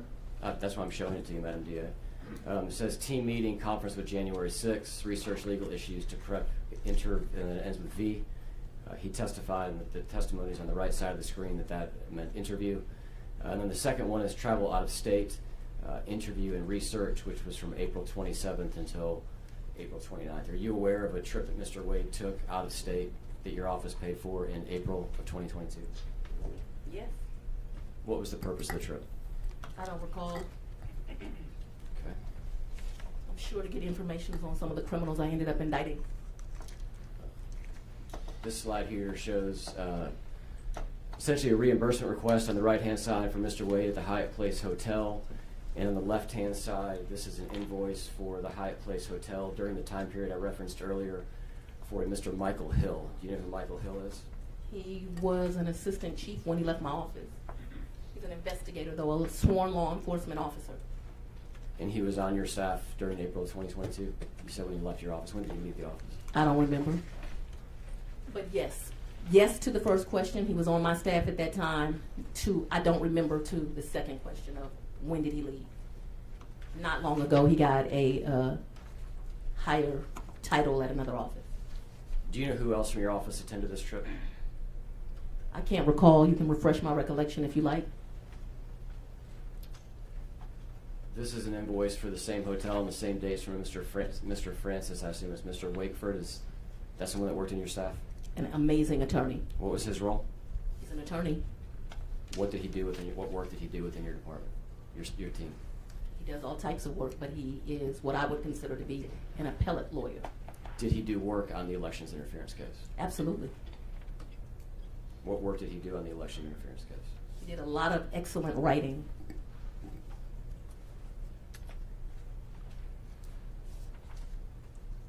This slide here is for Mr. John Wooten, same hotel, same dates, same trip to D.C. Do you know John Wooten He works for me. currently? Yes. What was his role in April of 2022? A lawyer, works for my office, does a lot of white-collar crime for me.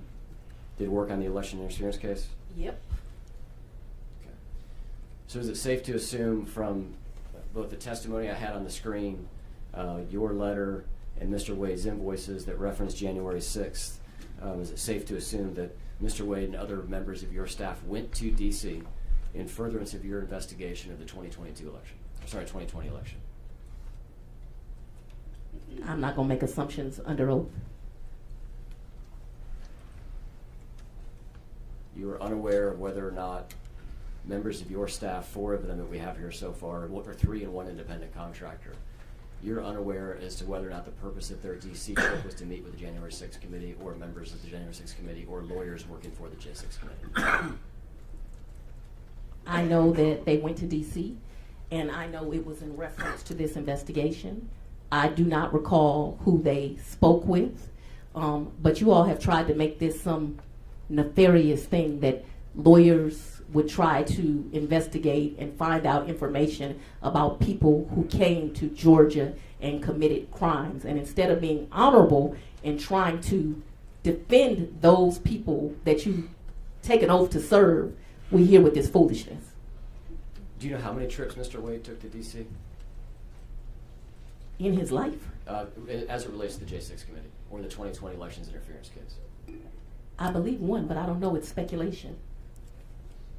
It wouldn't be speculation if he had told you about it. Did he tell you about any other trips that he took? But what you have to remember is it is whatever day it is in December of 2025, and I'm an office that prosecutes 64,000 people, and I know you are somewhat offended that I had the audacity to prosecute, these folks that came into my county and committed crimes. But this wasn't special to me. This was another day of business.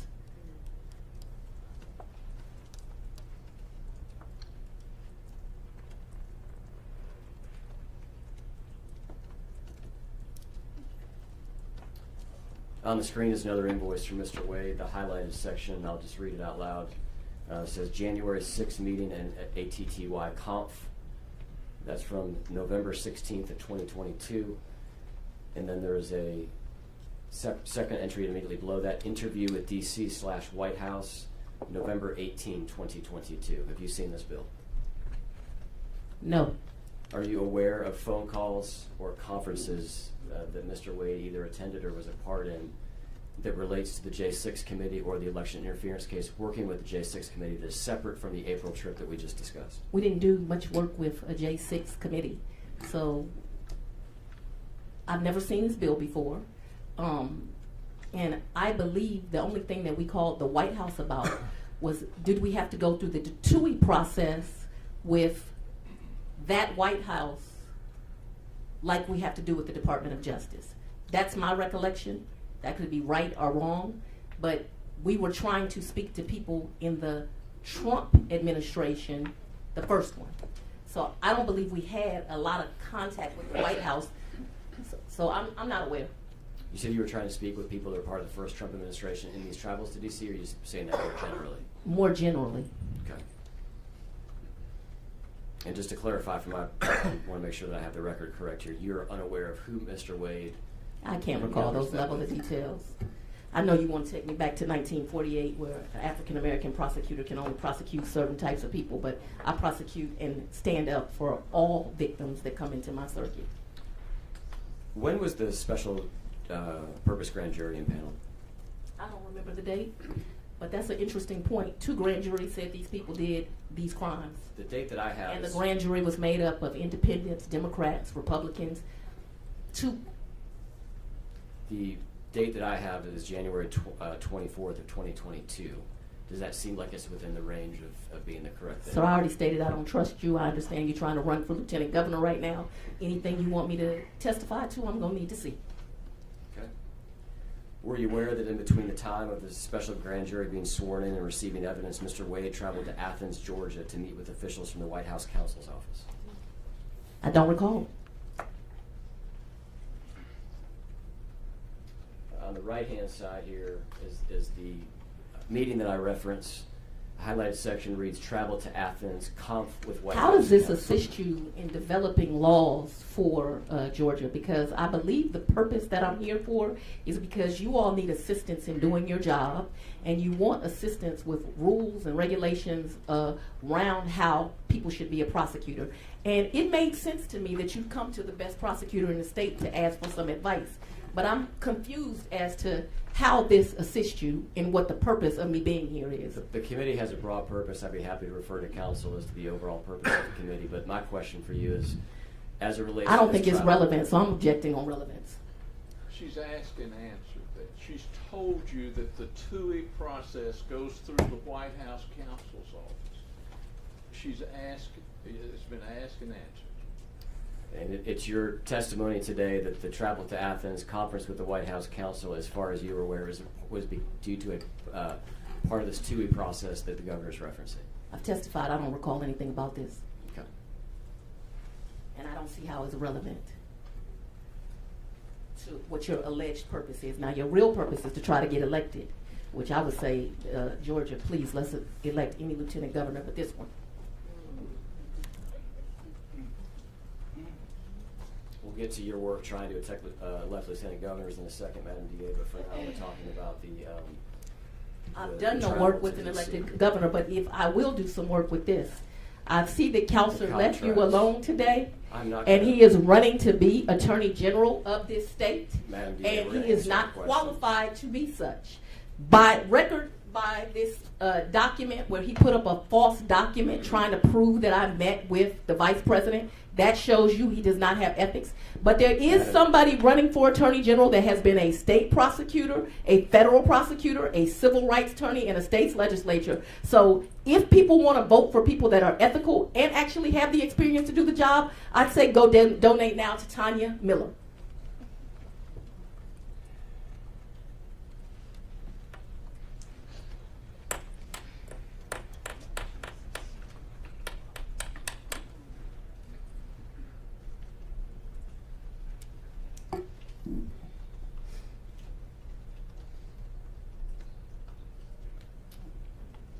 Madam DA, I've asked you about Mr. Wade. Did you speak with anyone that had worked with the January 6th committee or was a lawyer for the J6 committee? She's asked, that's been asked and answered. She said she'd never done it herself. That's what she testified to. Did you Never communicate met with Mr. members of the Thompson. J6 committee through any intermediaries that relayed messages back and forth on your behalf? I don't recall ever speaking to any one of the January 6th committee. What you asked me, though, is have I ever met someone? I am a public official. I meet people all over this country all the time. Shake hands, take pictures, kiss babies, all the things elected officials do. So I have no idea if I've ever met someone that may have been part of the January 6th committee. And I want, what is J6? Is that where they stormed the Capitol And and killed a police officer? Killed a police officer? Is that the same committee we're talking about? So it's clear on the record. The ones that have been exonerated, we say that we stand with And law part- enforcement, but don't care when police officers And then- get killed. Then tried by We're going to jury continue on to the pardon. next question. Governor, you are here to advise your counsel. I'm You're here not here to represent my pontificate. client, Absolutely. And it is absolutely irrelevant, everything that you're trying to say. How does this help you? Wait, listen, now, you let me. be Yes, the I'm lawyer. sorry, Judge. I'm sorry. If you've got something to ask it, but don't go into, well, there must have been a conspiracy here when they went up and looked into the folks that broke into the Capitol in shamu suits or whatever that was, and put the Vice President of the United States out saying, hang Mike Pence, and that they were prosecuted and then pardoned by President Trump, and you're trying to say and infer that it was illegal, immoral to investigate that it was part of a pending case. So We're asking questions relative to the investigation, Governor. no, We're sir, gonna you're move on not. to the next question. You're trying to infer some wrongdoing where none exists. Ask the question. Let's move on. Thank you for Also thank to you, divide this Governor. country, and it should be noted that there were We'll move on to the many next great, question. honorable Republicans that brought this case to me because they knew what happened was wrong. One of them is Duncan, who's now running for governor. Do you have your endorsement? I didn't Don't- endorse him. Wait just a minute. Don't answer that question. So But I do think it should be noted that although you are trying to divide this country, that this country is not divided. Most people in this country are trying to do the right thing every day as they get up for work. Most people know when someone is murdered and victimized, you don't act as a depraved human being and tease them and their family in their greatest time of loss. Most people. I want to talk about a little bit of a timeline as it relates to D.C. And just lay out a fact pattern here, and then I'll ask you a couple questions. On November 9th, then President Biden stated and was asked about President Trump returning to office, and he stated that we just have to demonstrate that he will not take power.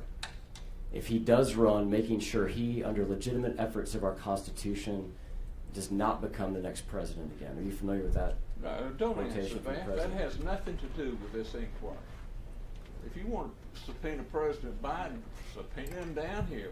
I'll come. I might even represent him if he's got a fee. I hope he's got something left.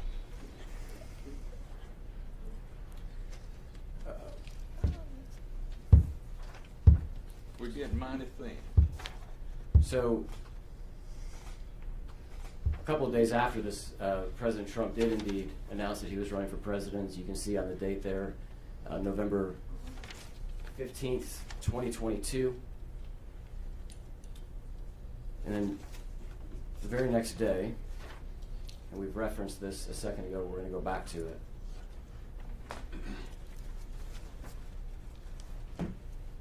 This helps The you ver- develop the very legislation. next day- How?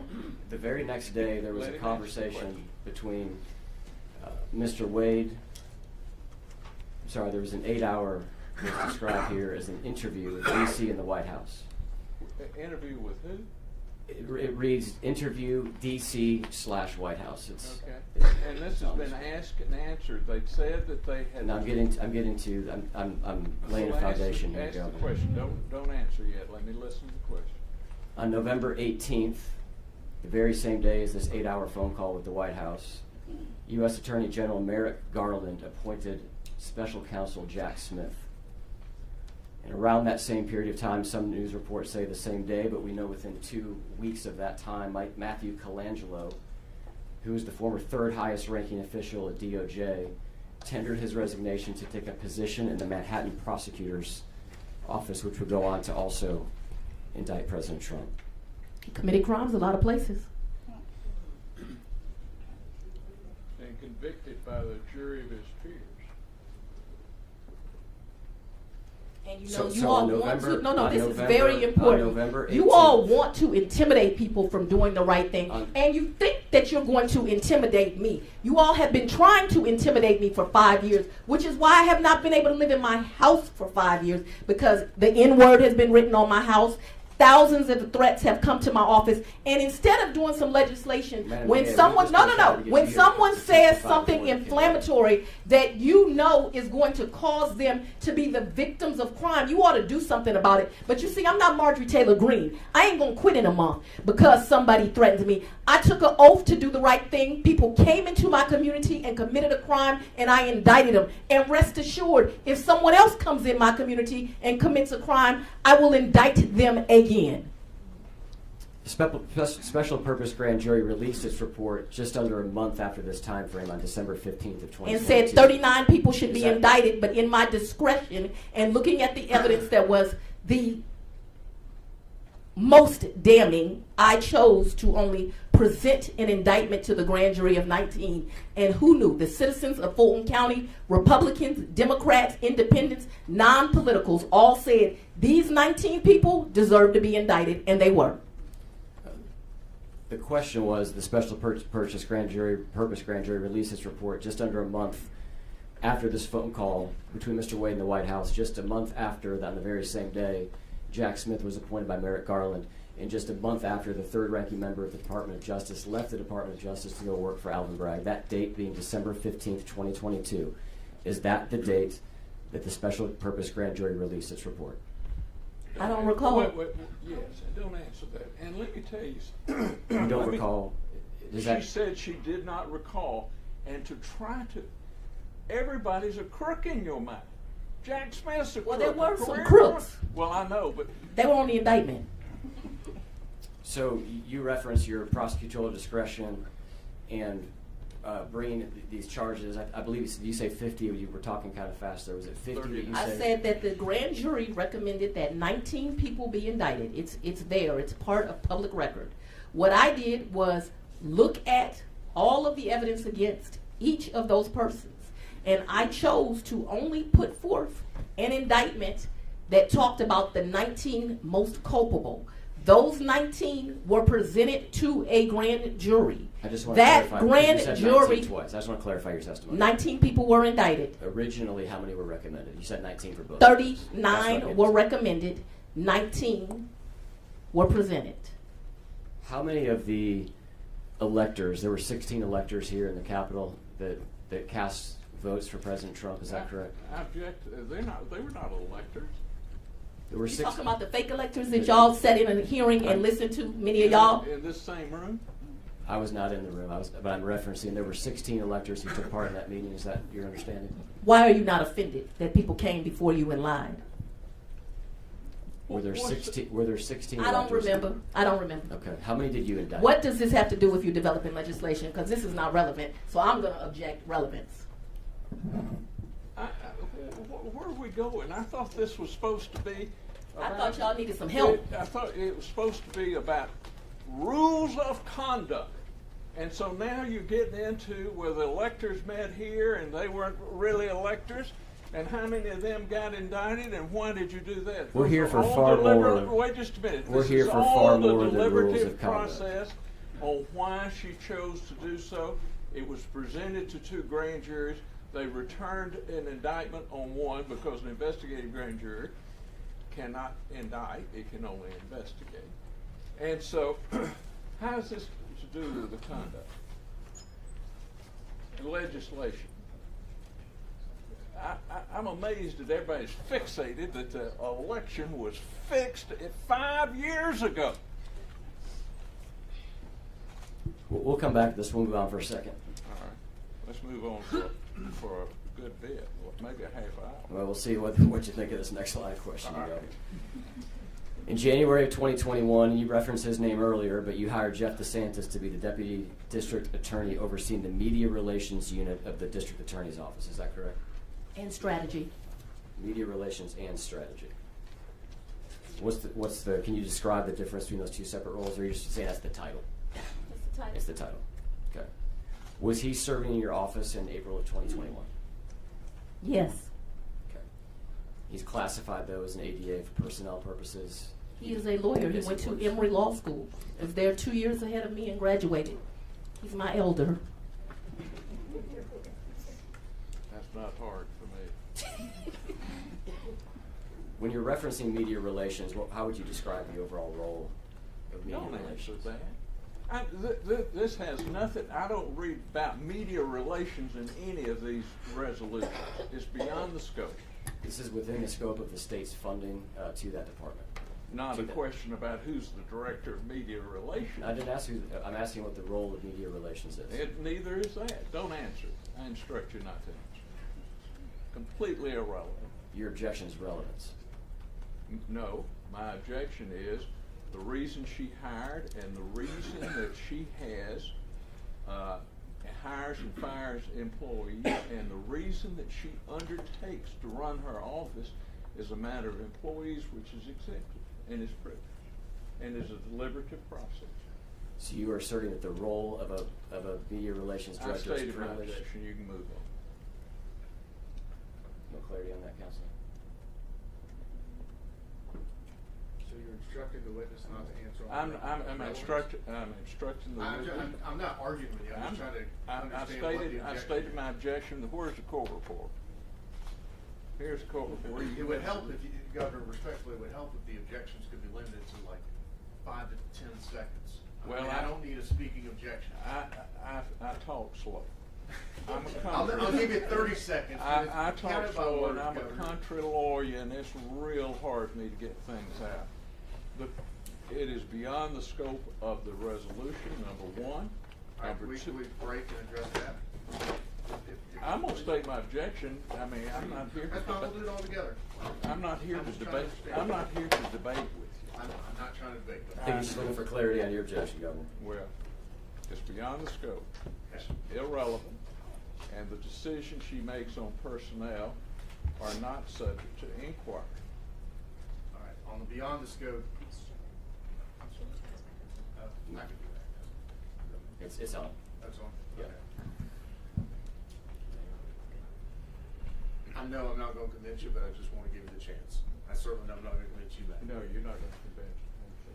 Whereas, this is lines 26 to 30 of Senate Resolution 5, whereas many have concluded that the conduct of District Attorney Willis has brought her and her office into disrepute. My office has brought myself Ma'am, into respect. ma'am, Wait I'm just sorry. a minute, wait just a minute. I'm sorry. And so that is. I'm not done. Okay, go ahead. Undermine public confidence in fair, impartial, and The public voted me again by 68% respect. Yeah, I don't think that's, well, you continue. I mean, I've got my second fundraiser email from you while we're sitting here. Did you donate? Impartial. I did early on when you ran against Paul Howard. You know that. Selected the best DA in the country. I'm just here as a lawyer, man. Fair and impartial, disinterested administration of justice by prosecutors across our state and cast significant doubt as to the purpose and validity of the charges of her office as brought in regard to the 2020 presidential election. Further, when you get to the language, the actionable language under powers and duties of the committee is hereby reauthorized to undertake legislative investigation into the issues mentioned above or related thereto. So I would submit it's broad. I presume that doesn't change your position, but It does not. Okay. You say that it is irrelevant. You mentioned at the start of this that you were going to be able to object to privilege. Is it your position that relevance is a privilege that you're asserting? There's more than just privilege.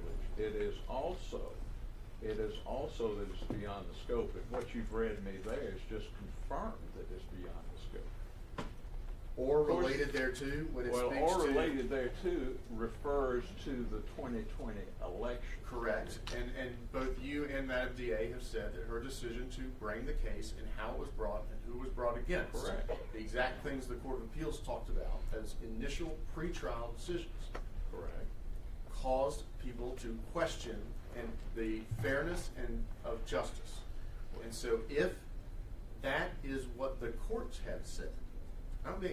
I'm not here to say one way or the other. But if that's what the courts have said, and that is in the language of the Senate resolution, your position is that it is limited to what? It certainly does not encompass who the press secretary is in the DA's. Okay, but the question that was on the floor was, what is the role Or of a what media his relations what person? his role would be. How does that got anything to do? I think the question was, and I'm sure it could be asked this way, is what is the role of the person? And so to that question, which does not include any individual, but what is the role of the office? The objection is scope and privilege, or scope and relevance? Correct. And also the personality. And since you mentioned fundraising, I'd like to make sure that this is part of the record. Counsel believing he's going to go after Fani Willis and asking to donate at the last period. I also have 50 of these for the press because this is about folks sitting here trying to get elected. Do we have anything else? We do have a lot more going. We'll take a lunch break just so you all are aware. I don't want to take a lunch break. I want to go. I'd like to go straight through. We'll take a lunch break at 12:30. Madam DA, relative to your full-time employed staff, such as Mr. DeSantis, what rules, if any, exist relative to other work that they can do, either contract work or employment work, outside of your office? If it's an investigator and they're working a job, off-duty job, extra job, as most police officers do, the chief of investigations has to sign off on approving them for that work site, as well as the district attorney. So that is to the law enforcement that report to me because, I have a police department there, and so they have to get it signed off on that it's appropriate work. I don't like my investigators working at nightclubs, but they can certainly work at a store. They like to work at State Farm Arena and things of that nature. If it's a professional that's not an investigator and not a lawyer, they're pretty much able to do whatever. Of course, they can't do it on my hours, but they can work whatever. And if it's a lawyer, prosecutors are not able to practice law doing that. If they were selling pies at Christmas, I probably don't care. Somewhere between practicing law and selling pies, are there any restrictions besides that? None that come to mind.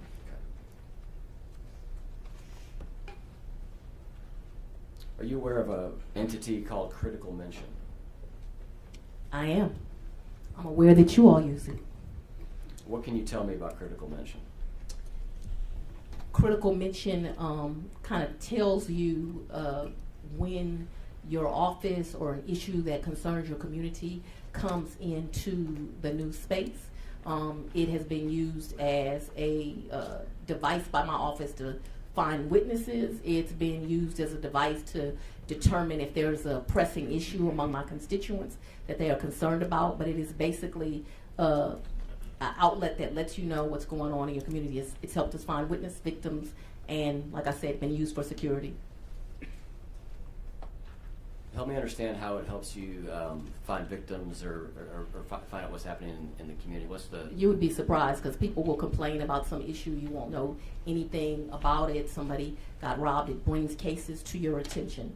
Because, I'm not a small prosecutor's office. I'm a huge prosecutor's office, and so it brings things to your attention. I can't give you more than that. Are you aware of any other uses that your office uses Critical Mention for? I don't know all the uses. I gave you some. Okay. You sent a letter to Governor Kemp, Secretary of State Raffensperger, and Attorney General Carr. I believe it was essentially a records retention notice in early 2021. Is that correct? That is correct. Okay. I didn't want anyone destroying evidence. Not that they would do so intentionally, but I didn't want them to do it unintentionally. So on the screen is a report from Critical Mention that we referenced earlier. This report was in an email from Mr. DeSantis to you and someone who worked for you at the time. And this came the week after the time that the letter was sent. Which letter? The letter I just referenced to the governor, the AG, and the secretary. Mr. DeSantis's email states that the analytics graph is attached as PDF. The previous one I sent was for, quote, Fulton County District Attorney. This one is for, quote, Fani Willis. We are getting more coverage via your name than by title. This graph has the coverage value for the last week at over $150 million. That's obviously high, but even adjusting downward, it's still a huge number. And then what's highlighted in red here is part of the critical mention report that mentions, which I'm going to just assume how often the search, which I think that he said this one is for your first and last name, what the audience was, which was approximately 6.3 million people, and then publicity value, which I think is what Mr. DeSantis is referencing when he references coverage value at $150 million. Do you recall seeing this report? I don't. Do you recall critical mention being used at all within your office to track the value of media as it related to the coverage of the election interference? She's already told you she doesn't. She told me she doesn't recognize this chart. I'm asking generally She said if she had never seen the report. This report. I'm asking if you've seen any report. I don't know that I've seen any report, but I've definitely heard Mr. DeSantis say, you know, these numbers are always inflated. So yes, I've heard of it before. But you're asking me about a particular report. Have you seen this page from a PowerPoint document before? I've seen it. I don't recall it. Okay, this was also sent by Mr. DeSantis to your email.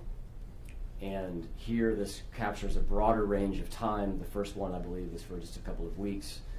This captures essentially the first 11 months of 2021, at which point in time those audience impressions have grown from the previous number of 6 million, if I recall correctly. The publicity value on the last one that we looked at was $150 million. This one is $637 million. Do you recall seeing any other report that was tracking the publicity value of your name, your work, or your prosecutions? I can never recall seeing a report. Does not mean I have not seen one. I do not recall seeing a report. But so that we're clear, I've heard Mr. DeSantis mention things that are along what you're talking about.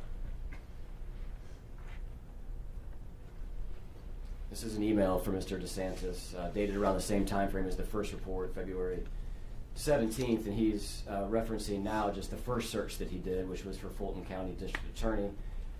He lays out that name received $67 million, which he already said was more than your name.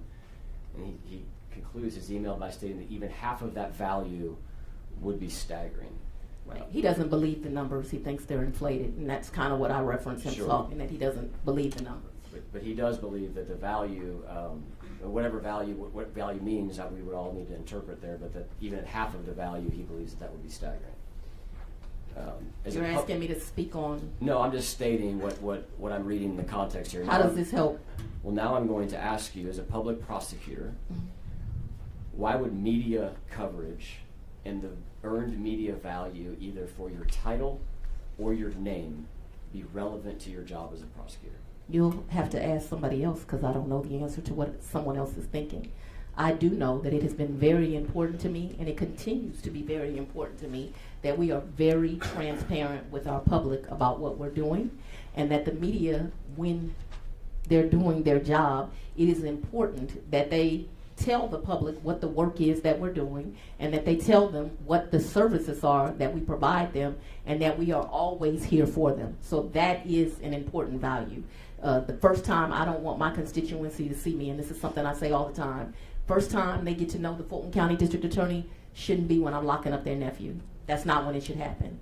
The first time they should see us is when we are out in the community doing service projects, whether that is I am in the schools. I am the only district attorney in the country that all year long I am in the schools with our children, making sure that we see them in the classrooms and not the courtroom. So that is me touching my students and their parents. The first time they see me is when I'm giving away book bags. The first time they see me is when we're doing Christmas drives or Thanksgiving drives. The first time they see us is so that they know that they are coming to an office that is a judgment-free zone. And I think it's why, and I have this for the media too, I have a 92% conviction rate this year. I try more cases than any prosecutor in the state. That's the U.S. Attorney for the Northern District. That's the AG's office.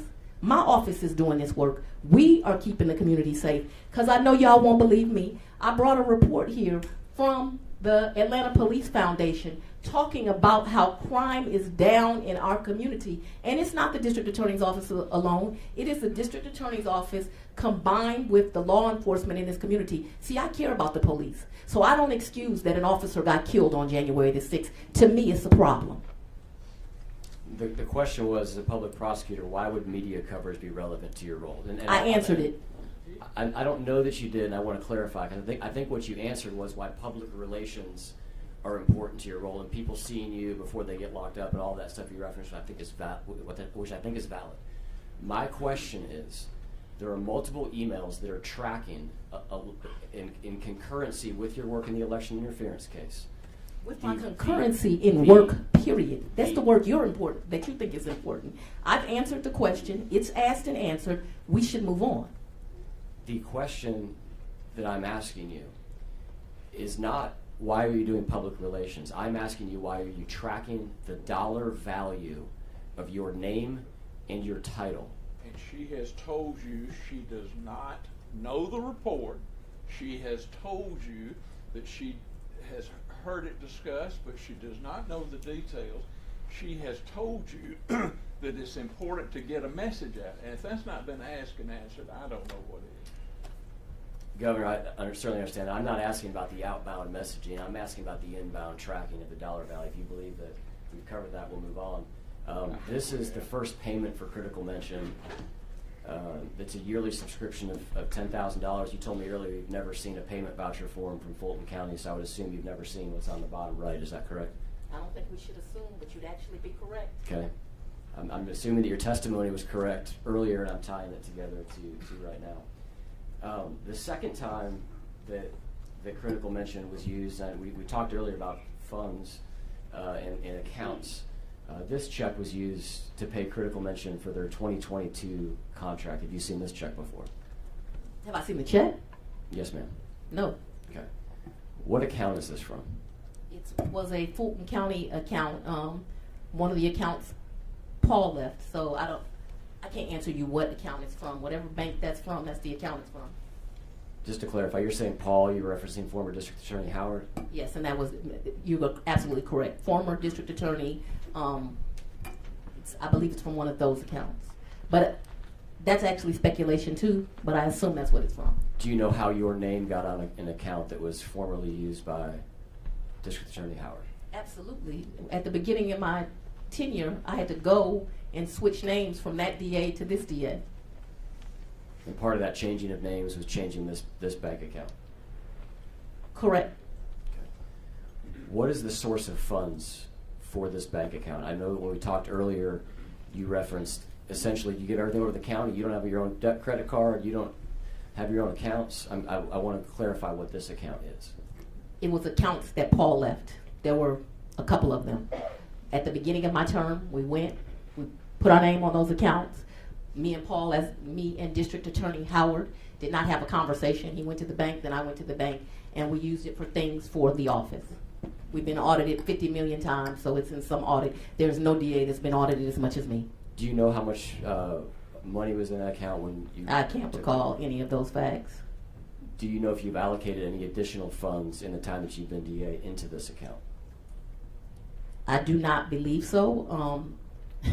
Brings me to an interesting point. We did not want to take in money, and I also wanted to have an office that was transparent. And so in my first 4 years, the only way that a district attorney would take in money would be from open records. Well, I had this great idea as the new DA. I wanted the records of Fulton County DA's office to be equally accessible to the indigent and the rich. Many people abused that, and so I had to change it in term 2. I mention this because I didn't take any money during the first time for open records, and so there's no other reason that a DA would take money in that I can think of. If there is one, I'll have to be educated on it. As it relates to this, well, let me ask you this question. You referenced there was 2 or 3 other accounts? There was a couple of accounts. We've been auditing all my audits. You know, once y'all started attacking me, they audited me every other week. There is no DA. I just passed a DOJ audit. Do you recognize the signature on this check? It looks like DB, Dexter Bond, And Dexter Bond, just for clarity, is your... Deputy of Operations. That's why he would see these kind of things and I would not. Do you know what the allowed or the restrictions around the allowed uses of this account, of which you... All money that we have has to be used for the betterment of my office. And the only source of funds that you're aware of in this account it was money that was in the account when you signed it over from former district attorney? That is correct. Okay. Are you aware of anything else that has been paid for out of this? No. Okay. Make sure you understand me clearly so y'all don't... I'm sure other things have been paid for out of this. Your question was, am I aware of other things that have been paid? I can't recall that from 2021 or 22 or any other year. What's the reason that this account will be used versus the voucher system with the county that I've had up on the screen a couple of times so far this morning? They would make us... I go to them if this is what I need done for the office. I don't make selections on what account is used. I don't even know what all those accounts are. I can't tell you that this account is the account that you can buy books out of. This is the account that you can do this out of. But I know they have those kind of delineations with the county. But I don't get that. You're in the weeds. And it's your understanding that this account would have been something you referenced an audit. The state Senate's never done an audit. Oh, I've been audited a million. The county has audited me. The federal government. I have been audited and audited and audited. And is it your understanding that this account would have been captured in an audit? Absolutely. Okay.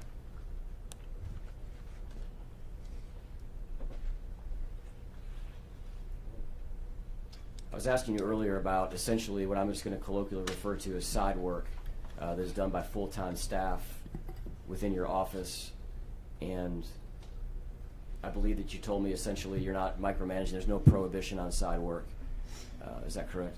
Well, I told you specifically with my investigators, there is an absolute process. They cannot work as investigators or police officers because that is what they are. I think some people don't understand that in a district attorney's office, the investigators are sworn law enforcement officers with very great careers. It's something that a lot of them come to do after they've been police for many years. And we do have a sign-off process because I don't want my investigators to work at nightclubs. I know they pay a lot per hour, but I would prefer them not to do that kind of work, although I do allow them to do extra jobs.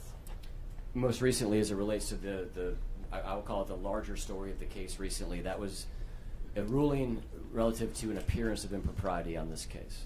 What are you talking about? I'm talking about the appearance of impropriety that resulted in your disqualification from the case. Prior to that, your office was investigating the now Lieutenant Governor, was not Lieutenant Governor at the time, Burt Jones. Is that correct?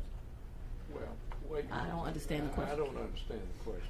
Has your office ever conducted an investigation into the then Senator or Lieutenant Governor Burt Jones as it relates to the election? How does that help you with Wait, legislation? Wait just a minute. Let me do my job now. You're paying me. Yes.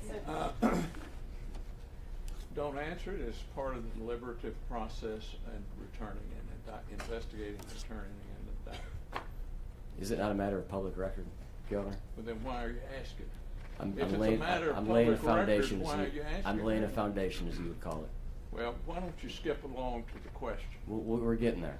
You're objecting to It's deliberative process. It's deliberative as to whether or not Lieutenant Governor Jones is part of an investigation. It is deliberative because we know he was part of investigation and he was indicted by or recommended by one and by a second one. But the reason he was indicted. I'm not asking for the reason he was indicted. So I believe that we can agree on the grounds that Well, what's the question? The question is the degree to which Madam DA was aware that Jeff DeSantis, while he was serving in the office, was the registered agent for a business named Charlie Bailey for Georgia. Okay. What's your question? My question is, are you aware that while he was employed by your office, Mr. DeSantis was serving as a registered agent and secretary of an entity called Charlie Bailey for Georgia? I don't think I knew that until now.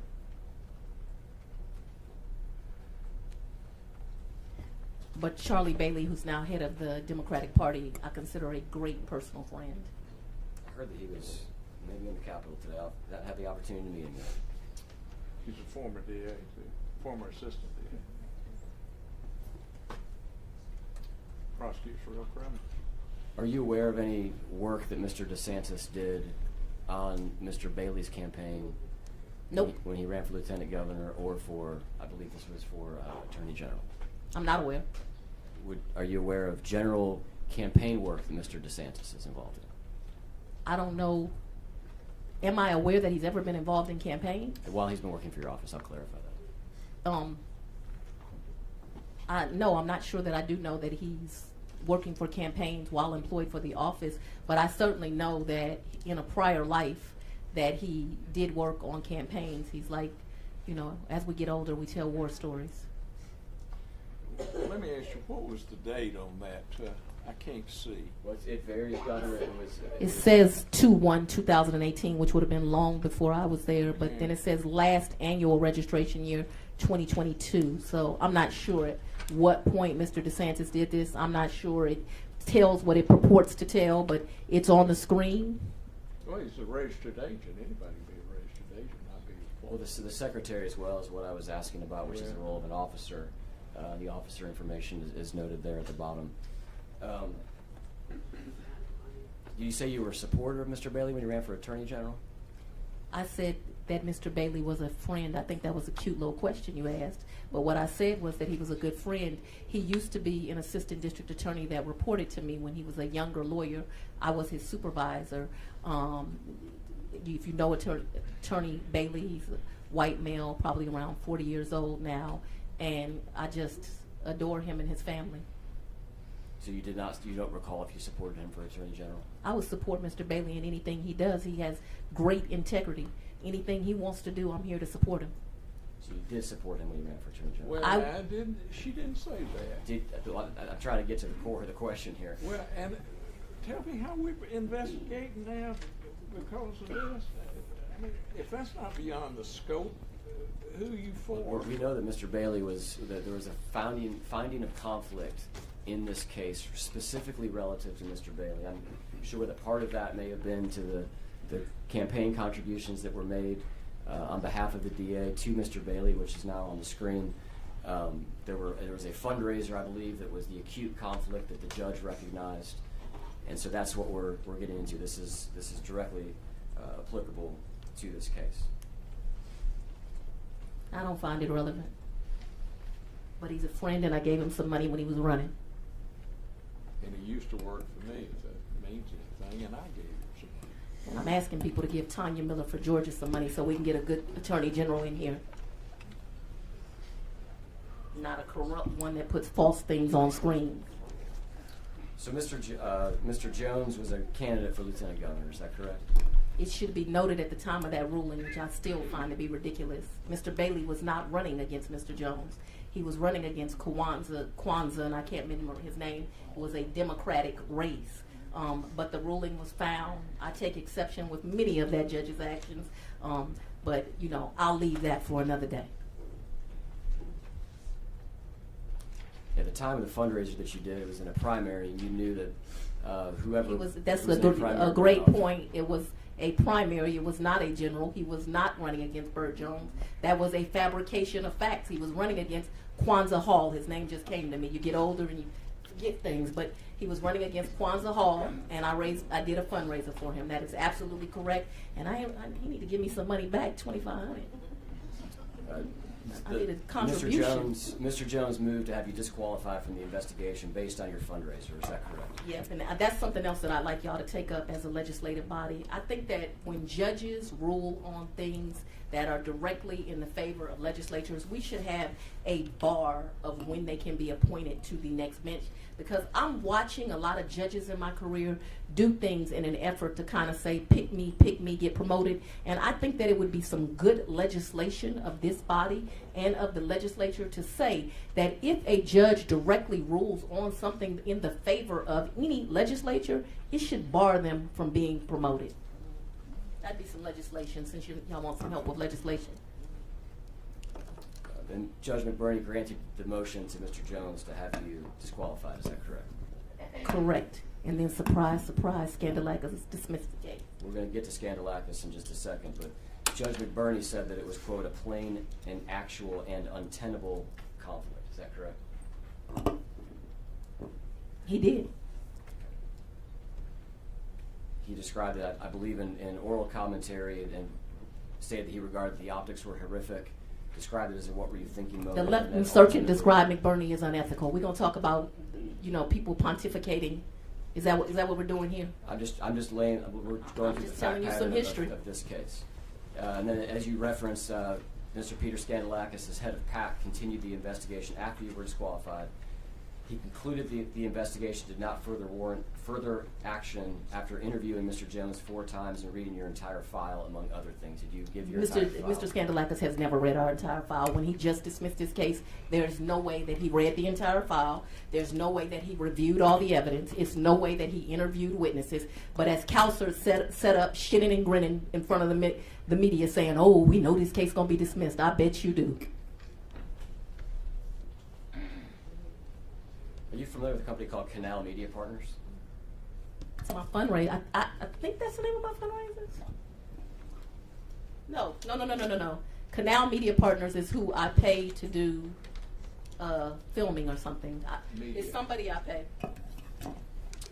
On the screen, we've got your 2024 summary from the State Ethics Commission page, and Canal Media Partners is listed as the second highest paid expenditure of your successful DA campaign. They do great commercials. Use them. To the tune of $527,000. It's my understanding from looking at their website that they do media buying, among other things. That's why I won by 87%. And there's a gentleman by the name of Mr. Chris Hutman who He is brilliant. does work for you. So you're familiar with Mr. Hutman. He is brilliant. What does Mr. Hutman do? He buys media space. And if you're an elected official listening, you might want to hire him because he is able to go and find you the best rates so that you can get the best media. So really the best bang for their buck. Don't mean this to be a commercial, but I did win by 87%. You might want to work with him. His LinkedIn shows present work with or employment at. It doesn't clarify either, but it shows that he's been at Canal, which we've talked about for the last 13 years, and at a company called 2020 Insight, LLC, for the last 15 years. Are you familiar with a company called 2020 Insight? It sounds familiar, but no. I might have paid him. I just don't remember.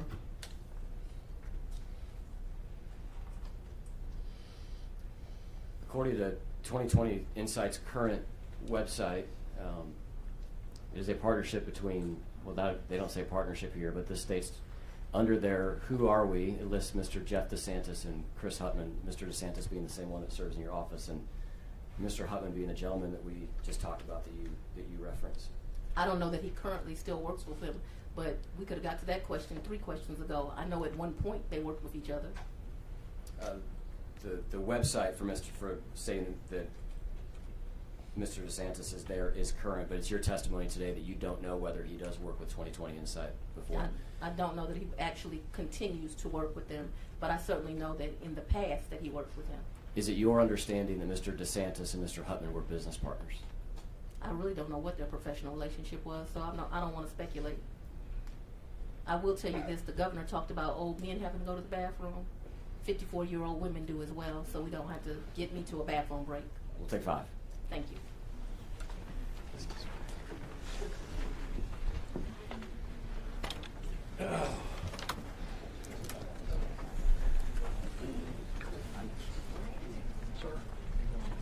What do you do in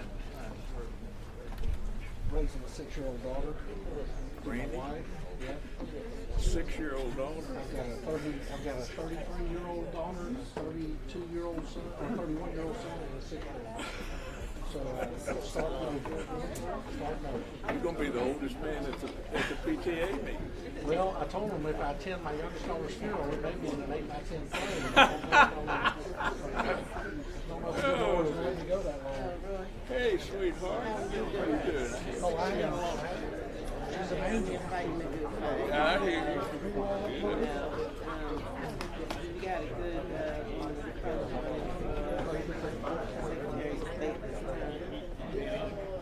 You got a good No, you're good. good. You're good. Oh no, you're fine. Thank you, dear. I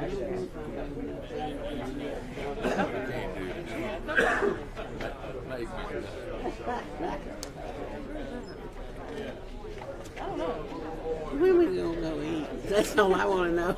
Maybe like, oh, I'm sorry. Yeah. I felt that and I just thought it was a camera. I'm so sorry. No, I hit her with the camera. And this is about the same probably because this thing is kind of heavy. Uber Eats. Well.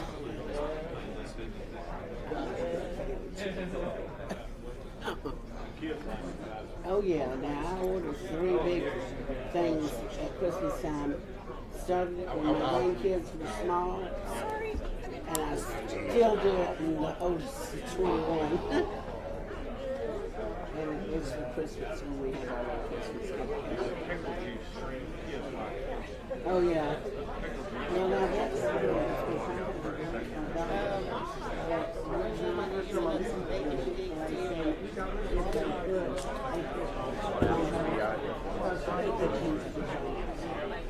but thankfully, yeah.